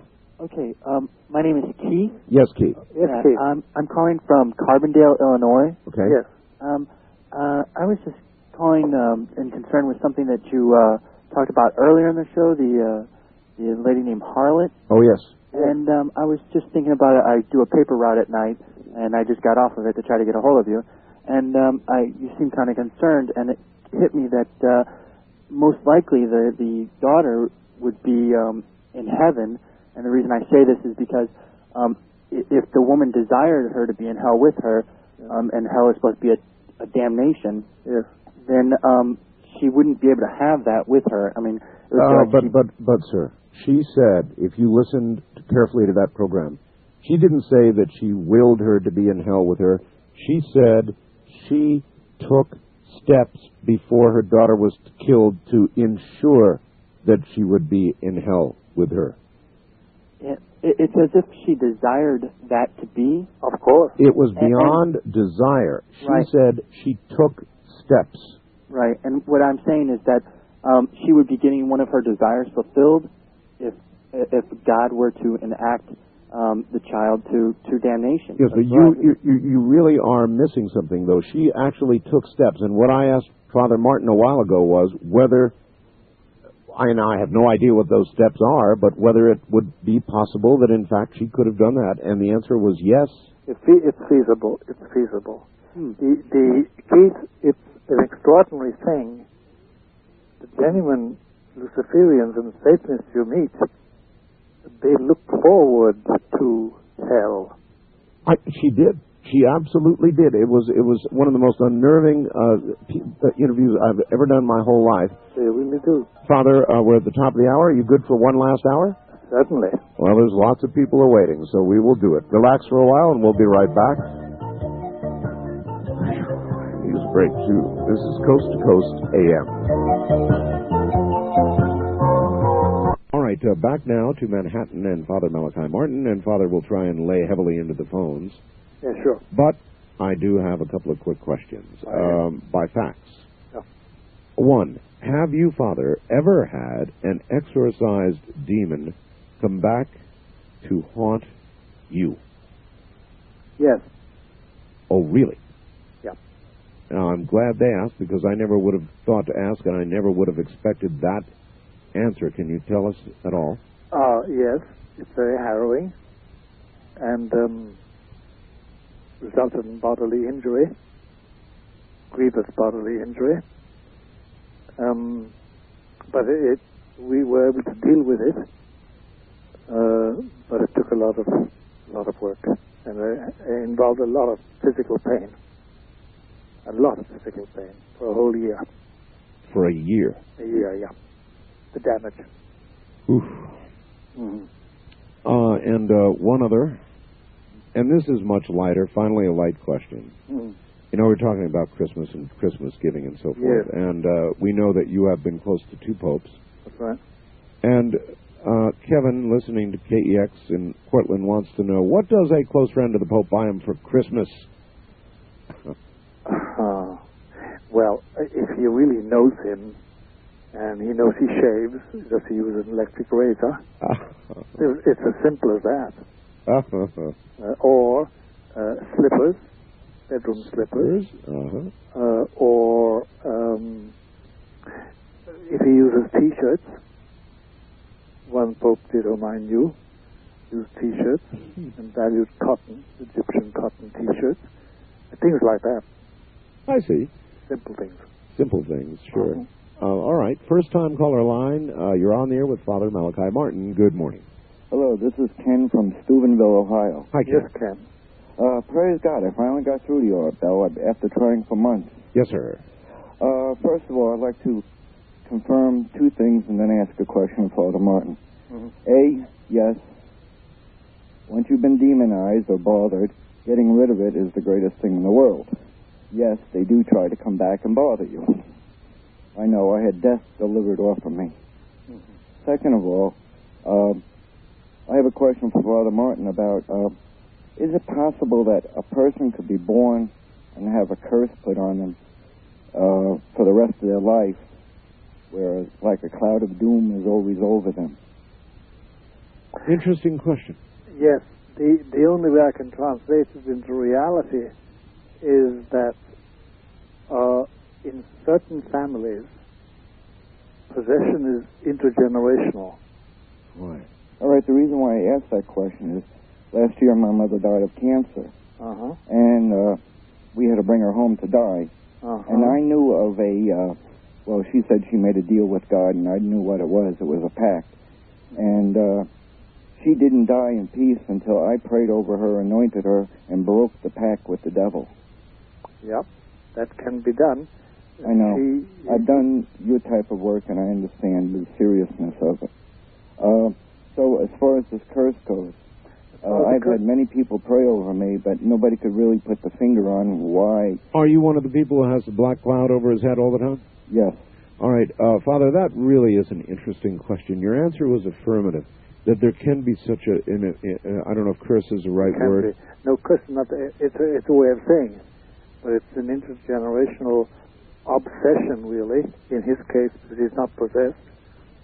It doesn't sound like it anyway. It seems so cosmically unfair. If there is no such, I listen to and I interview people who believe fervently in reincarnation. Yes, yes. And they will forward the theory of karmic work-off, that from one lifetime to another. Yeah. But if there is not that, and that we all begin roughly equally, it just doesn't seem fair. Well, sometimes we don't all begin equally. That's the difficulty. And see, there's one peculiarity God has, and it's this, that as the prophet Hosea said, the fathers eat sour grapes and the children's teeth are blunt. Take, for instance, Adam and Eve. I wasn't in the garden. True. I didn't eat the apple. True, but you nevertheless suffer. But I suffer from that. That's God. If I am a child born of a mother who's a lush and a father who's a crack addict, yes, most probably I'm going to be an alcoholic, and I'm going to be crack addicted from the moment I see the light. Why? It's this way God has arranged humanity. And if I have a parent who rears me to be the servant of Lucifer, and I know families that do that. Oh, yes. God doesn't step in and send an angel and tell me to stop. I've got to deal with it. And if there's anything like an intergenerational obsession in man's family, then he has to deal with it. All right. Wow. East of the Rockies, you're on the air with Father Malachi Martin. Hi. Hello. Going once. Going twice. I'm not from the Rockies. I said east of the Rockies. Oh, east of the... I'm sorry. That's you then. You're east. Where are you? I live in Oak Lawn. Oak Lawn. Oak Lawn, Illinois. I'm sorry. Definitely east of that great chain there. Definitely east. Good morning, Father. Good morning to you, ma'am. First, before I ask you anything, I want to thank God that we have priests like you to give us information. I'm sorry to hear that. For the information that we're starving for. So, because you speak the truth. And this is what we very seldom hear nowadays. Okay, my question, and I have even written this to Cardinal O'Connor in New York. Could the tampering of the Latin traditional Mass of the saints and the martyrs let all hell break loose? Now, the reason I'm saying, that's my first question. Yeah. And the reason I'm putting that together with, I read the Leo the 13th when he had heard the devil come from the tabernacle. Yes. And now, I don't know, I'm not trying to figure out God's time, but that was in 1887. It was. Right, Father? It was. Okay. So it was in now the first thing they did at Vatican II when they tampered with the Mass is take away the prayer of St. Michael. That's right. And I mean, I don't look at it as coincidence because it was not coincidence. Pardon me, Father? It's not, because they took Father, away. Father, you've got to stay good and close to the phone. I have to. My phone is in bad shape. Oh, okay. I'm going to get a new instrument. All right. And when he heard this, when he heard the devil make the pact with God. Now, if I'm saying it wrong, I'm not real well educated, so bear with me. You're doing fine. Okay. Well, when he made that pact with God, and God said, I will give Satan 100 years to destroy the church. Yes. Now, when that happened in 1887, and the prayer to St. Michael was composed to fight the devil, the first thing they did at Vatican II is take away at the foot of the altar the Mass of the prayer of St. Michael. That's right. All right. You already covered that, ma'am. I know, okay, your bottom line question is all hell about to break loose, right? All right. The thing I'm asking is that in 1987, through the grace of God, the Holy Father, almost to the day, the month of October, on the Feast of St. Therese, the Mass indult was given.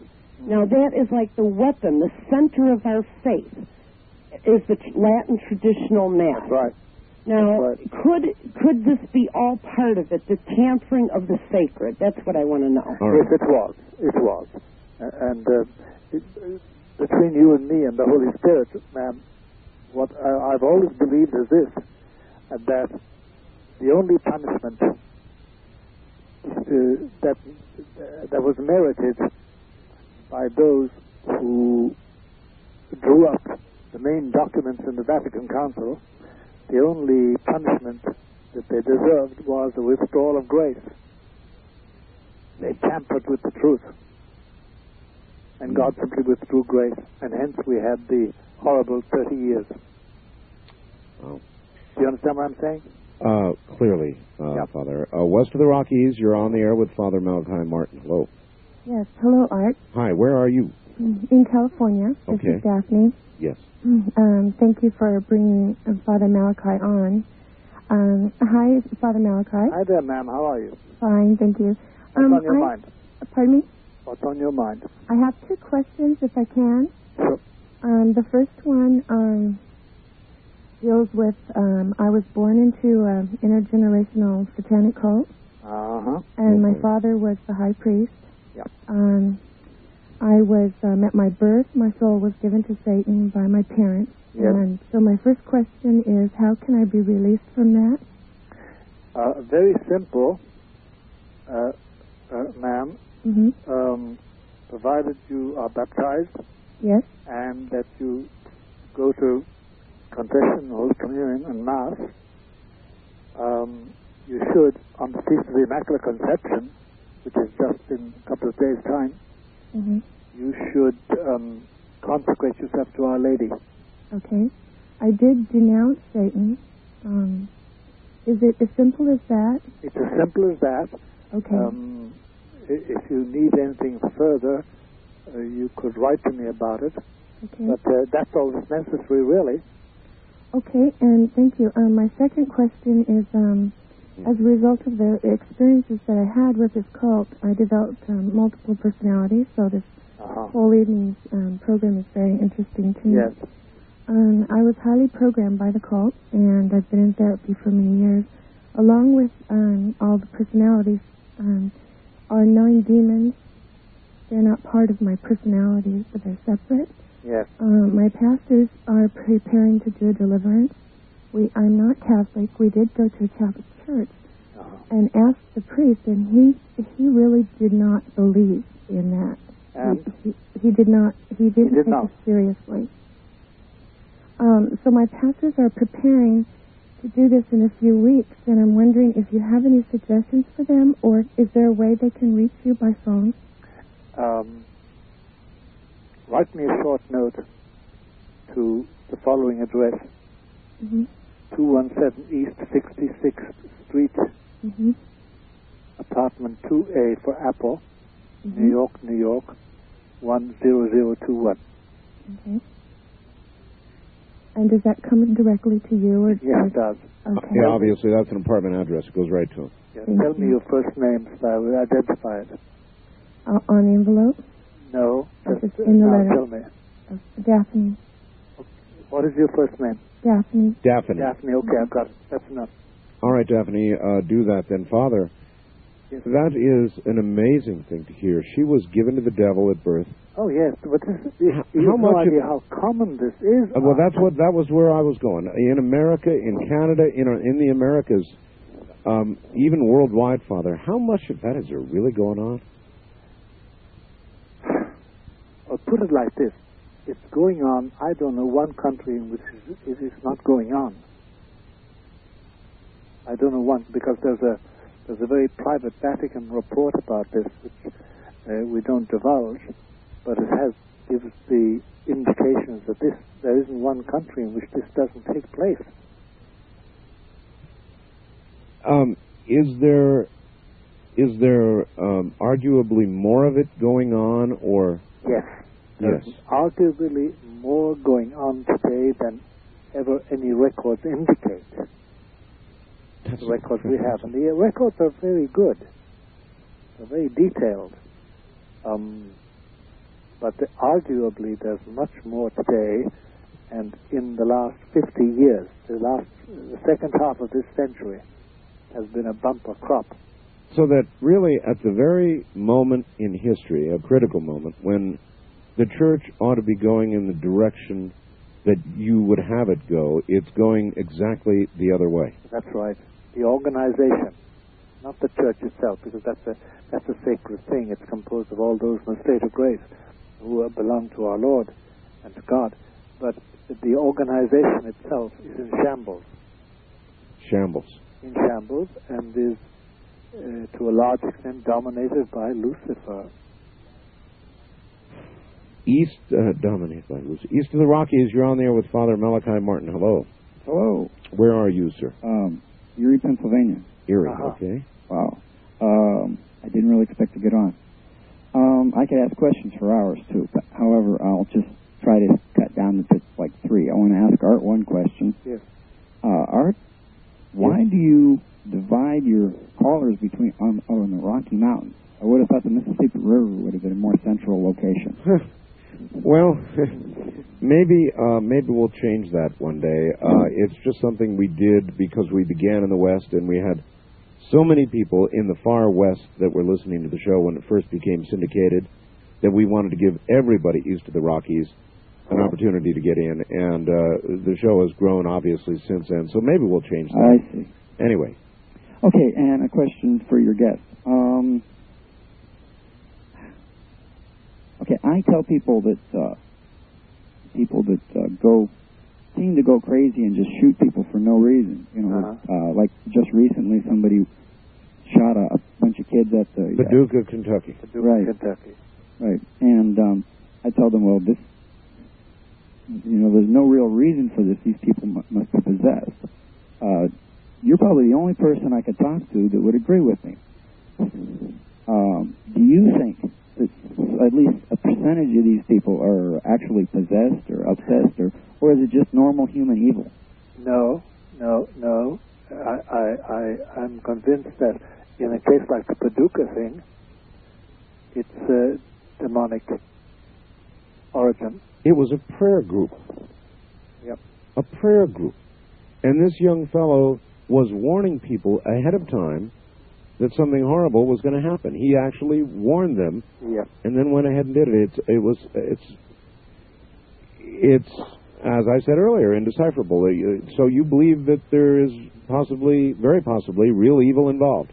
Yes, and the difficulty the normal public have is this: that, for instance, in New York, when something takes place, something horrid, something bloody, something murderous, and Satanism, as they call it, as a general term, involved, the police will not tell that to the public.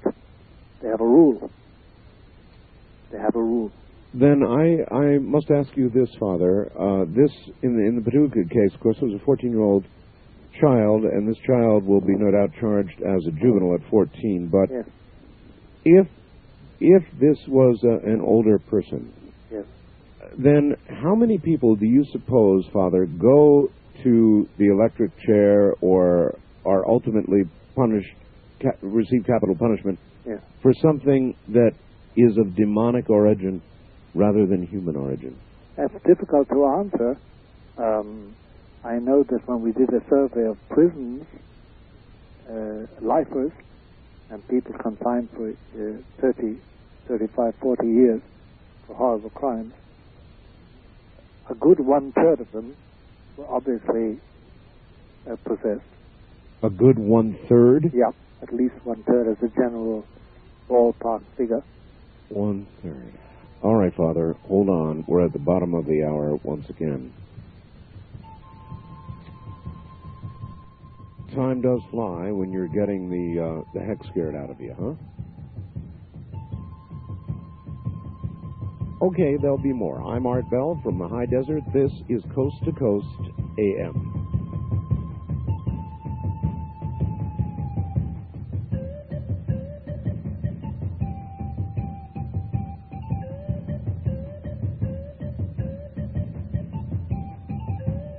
Still there? Yes, sir. Well, okay, we're in the stretch run. It really is amazing how time goes. It runs away, Art. It runs away. Yes, sir. First time caller line, you're on the air with a guy who runs away with time. Father Martin, hi. Hi, this is Paul in Denver. Hello, Paul. Father Martin, I have two short related questions. Sure. Concerning your comments about hypnosis. Yes. If someone is pursuing or is not pursuing metaphysical goals or satanic goals, yes, is hypnosis in general or self-hypnosis in particular dangerous? I know many people use self-hypnosis for self-improvement kinds of purposes, and I just ask, is that dangerous? No, of itself, no, it isn't, but it should be under the supervision of some good psychiatrist. I see. And then the last kind of related question is, how is a self-hypnosis different, or maybe it's the same, as an affirmative prayer? Because the self-hypnosis is really relying upon your own inner powers of concentration, yes, and self-control. Whereas prayer, genuine prayer, depends on a special gift from God. I see. At the moment of prayer. They are a distinct thing. They are, Father, presently doing studies on the power of prayer, actual scientific studies, and it would appear to be absolutely scientifically verifiable that prayer actually works. Yeah, it does. It works. There's no doubt about that. And the question that Paul just gave us is very interesting. Yes. What is the difference between self-hypnosis? Precisely. Because actually you can be taught by a very well instructed psychiatrist. They can teach you to hypnotize yourself so that you go to sleep, so that you recover from weariness. So that but how does that differ from prayer? In the sense, it differs in one sense, one essential sense, that prayer, if it's genuine prayer, and if it's heard, which it normally is by a good God, then it means you get extra help, spiritual help, supernatural help, and that's distinct from your own inner powers. Wildcard line, you're on the air with Father Malachi Martin. Hi. Hi, it's Tom in Reno. Hi, Tom. Hi, Tom. Father Martin, it's a distinct honor to speak with you. That's very nice of you to say that, Tom. Thank you. I was wondering if you were familiar with Edgar Casey. Yes, I am. And with his works, I never knew the man himself. Okay. And you knew that he was an extremely religious person. Extremely. How do you reconcile his writings about past lives and that sort of thing? I'll tell you, Tom, there's no doubt about it. Two things are clear about Edmund Casey. First of all, he had extraordinary middle plateau powers. That is, psychic gifts. Extraordinary. Yes. Quite extraordinary. There's at least one doctor in New Jersey today that still uses his formulae for various afflictions and diseases. And he did this without any medical instruction as such. He had extraordinary perceptions in that sense. An extraordinary perception. He just had it, and it came to him. It was a psychic gift. On the other hand, he did make egregious errors intellectualizing his condition.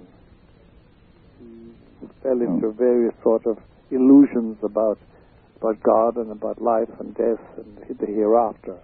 And that part, if you are wise, if you take my advice, you drop any teachings he has about that. But there's no doubt about it. I know a person, a lady, a woman whose sight was saved because she went to a doctor in New Jersey who used Casey's formula. He did have some amazing formulas that he came up with. Utterly amazing. And it was a gift, there's no doubt about it. Now look, I knew a few people in Ireland, the old Ireland I was born in the 1920s and 30s, who had extraordinary gifts too of curing, healing by touch, and who also could tell you what's going to happen to you on the morrow. These gifts, and I've met them various parts of the world I have lived in, but never so much in my youth in Ireland when life was much simpler. These gifts exist, there's no doubt. Edmund Casey is an outstanding example of extraordinary psychic gifts. Definitely great gifts from God, I would say. Obviously. Anything good comes from God. Okay, I have one more question if I could. All right, one more quick one. Okay, I wondered if you think it's possible that you could be wrong about past lives and reincarnation. All right, there's a straight-out question. Well, no, I don't think there's such a thing as reincarnation. I just don't believe it, because my church condemns it, and my reason doesn't accept it. Now that I can be wrong, one can always be wrong, Tom. You know what I mean? But on this point, since it's a matter of faith, I prefer to say no. I'm not wrong. I'm following the truth as revealed. That's because I'm a Roman Catholic. Fair enough. East of the Rockies, you're on the air with Father Malachi Martin. Where are you, please? Hello? Hello there. Hi, I'm in Brand, Manitoba, Canada. All right. I had a question for Father Martin. Yes, sir. Hi, have you ever heard of the house in Amityville, New York? Yes, I have. I've been to it. You have? Really? Yes. Are the people living there right now? For a long time there weren't. There may be people there now. I just wondered if you had any information on the person, on the son who did the deed in that house, and what he's doing now. No, I don't know what he's doing. I wish I did. Oh, really? I have no means of following that up because he doesn't want much notice. Mm-hmm. Got enough notice about it all. Is it true about the well in that house? Yes. Is that true? The Amityville horror was really a horror. It really was. But there are just as bad and worse to be found. Really? Yeah. Okay, thank you. Thank you very much. The Amityville horror was real. Oh, yeah. It was real. It was genuinely gruesome and real. And, yeah, it was very unpleasant. Do you think that whatever was there is still there? I'd be inclined to think it is there because it was never properly cleansed. As far as I know. I'll be doggone if I'd move into that house. Neither would I. I'd be doggone too. No, I wouldn't move into a place like that at all. West of the Rockies, you're on there with Father Malachi Martin. Hello. Good morning, Father. I have something that has been bothering me for about a month and a half now. Yes, sir. And it occurred when I was in bed laying on my side. Yes. And I was tapped on the shoulder. Yes. And I turned my head up towards the bottom of the bed, and there was a big, dark entity there. Yes. And he was grabbing me at my feet and trying to pull me. Is this the first time this happened to you? Yes. How long did it last? It lasted, it seemed like, for 20 seconds. Has it occurred again? No, it hasn't. Okay. Do you practice any religion? No, I don't. Well, I'll tell you, might be a good idea to pray, because I don't think you were drunk. No, I was not. No, I'm sure you weren't. I say that. I don't think you were. You sound very sober in mind, in judgment. Then this is what we call an obsessional harassment. It's probably a great mercy that it's done to you, because it may wake your soul to worship God. I do believe in Jesus Christ, and good. But this has been extremely bothersome of myself. It should be. I'll tell you. Have you got a pencil? Yes, I do. Write down. Go ahead. O creature of God. Uh-huh. In the name of God who created you,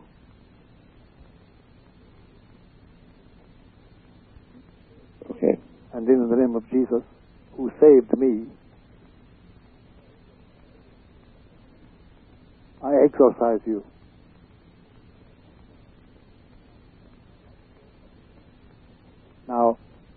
all fear. You have nothing to be afraid of. Thank you. But Thank fit you. those words in its eye. Okay? Thank you very much, Father. God bless. Good luck. First time caller line, you're on the air with Father Malachi Martin. Hello. Hello. Hello. I'd like to know if I could talk to just leave Father Malachi a number to call me toll free off the air. No, I have no way of doing that, sir. I'm here all by myself, and there's no producer to sit here and take a number. I just a one-man band show here, so I can't do that, but you can write to the Father. Yeah. Okay? Okay. That's what you're going to have to do. Thank you. Wildcard line, you're on the air with Father Malachi Martin. Good morning. Good morning. Morning show, Art. Nice to see you, Father Malachi. Thank you. Where are you, sir? I'm in Gulfport, Mississippi, WVMI territory. Very good. The question, Father Malachi, I have. Yes. In reference to the eternal war. Yes. What do you believe in reference to the Nephilim or the Nephilim in as far as returning in the flesh? Yes. With the adversary to deceive the world, like before, like the locust army, that kind of thing. Yeah. The Nephilim, half angel, half human? Yes. No, that would be the Geba. I thought it was Nephilim. Well, it depends on where you look, I guess. If you read Sitchin. It does. It depends on where you look, and it depends how you interpret where you look. I only know one thing, that the Nephilim and the Geba and all that motley horde are under the domination of our Lord and Savior Jesus. And we've nothing to fear, provided we remain faithful. Was the earth not once cleansed with flood to correct all that? It was. Actually, what you and I live in today, Art, and our friend from wherever he is speaking from, what we are living in today is a reformed creation. It's something God made over again after the fall. Kind of like he hit a reset button. Yeah, he had to reset the whole darn thing. It went awry. I've again, just sort of a reference to what we've been discussing all night, brushing up against it again, but it looks to me like the fingers get near the same button again. Yeah, they do. They do, Art. They do. East of the Rockies, you're on the air with Father Malachi Martin. Hello. Yes. Father, I have a question for you. Yes, sir. In college, a friend of mine and I befriended a third guy in one of our classes, and we became friends, and he revealed to us at a later time that he was dealing in the black arts. And because of this, the friendship broke off. Did you deal in it? No, I didn't. Good.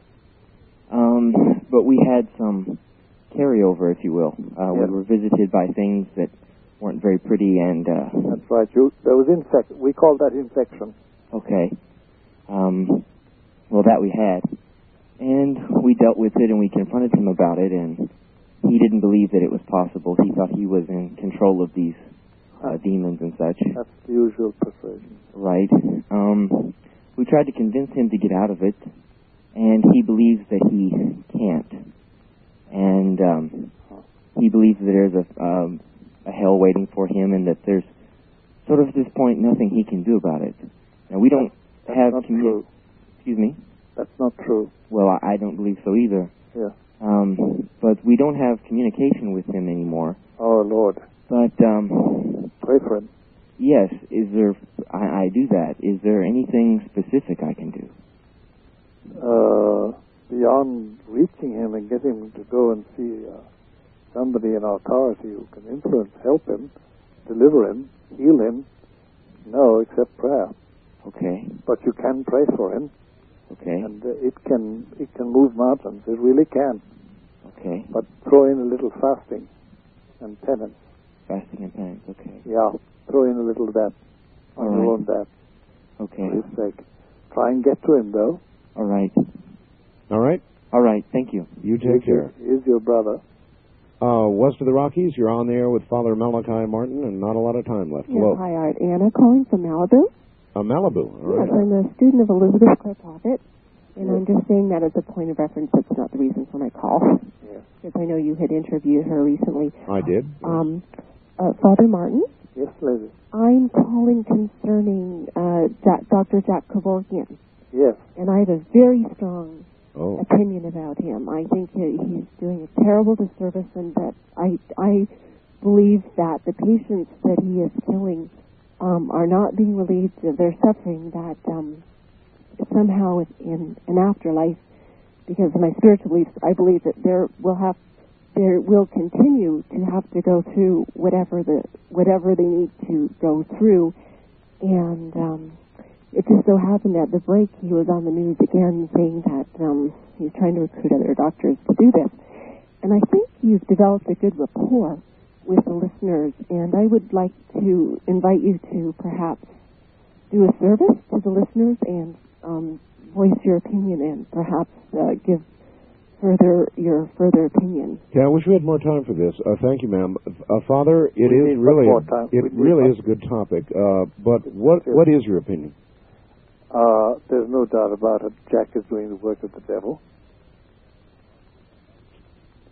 About his actual spiritual condition, I don't know. But I know that he is doing directly the work of the devil. He's sending people into eternity by means of what is a mortal sin, an offense against God. You can't do that with impunity. And that's about his actual spiritual condition. I don't know him from a hole in the wall. I wouldn't recognize him, So I don't know. But he's doing the work of Satan. There's no doubt about that. Your opinion, murder. Yeah.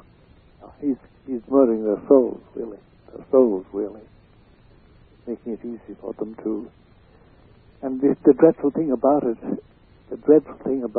Art, is that when he goes into eternity himself, where on earth do you think he's going to fit, except in one place? I don't know. Will he meet the souls of those he dispatched? God only knows. But one speculates that yes, he will. But in a very warm place. Mm. But, I mean,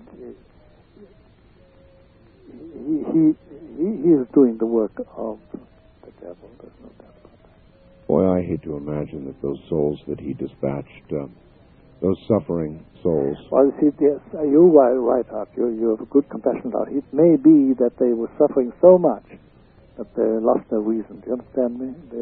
They grasped at any straw. I do, but the good doctor retaining his health, you don't think that he's got the same chance? I don't think so, no. I'd be very condemnatory. Well, Father, we've done it again. We're flat out of time. I know. Time is the one thing we capitalists can't buy us. Listen, I want to thank you for giving me the chance to talk to you and to your audience. And if I don't speak to you before Christmas, you and Ramona have my blessing. Father, thank you, and we will do this, of course, again. So it's not goodbye, just till next time. No, it's au revoir. Good night, Father.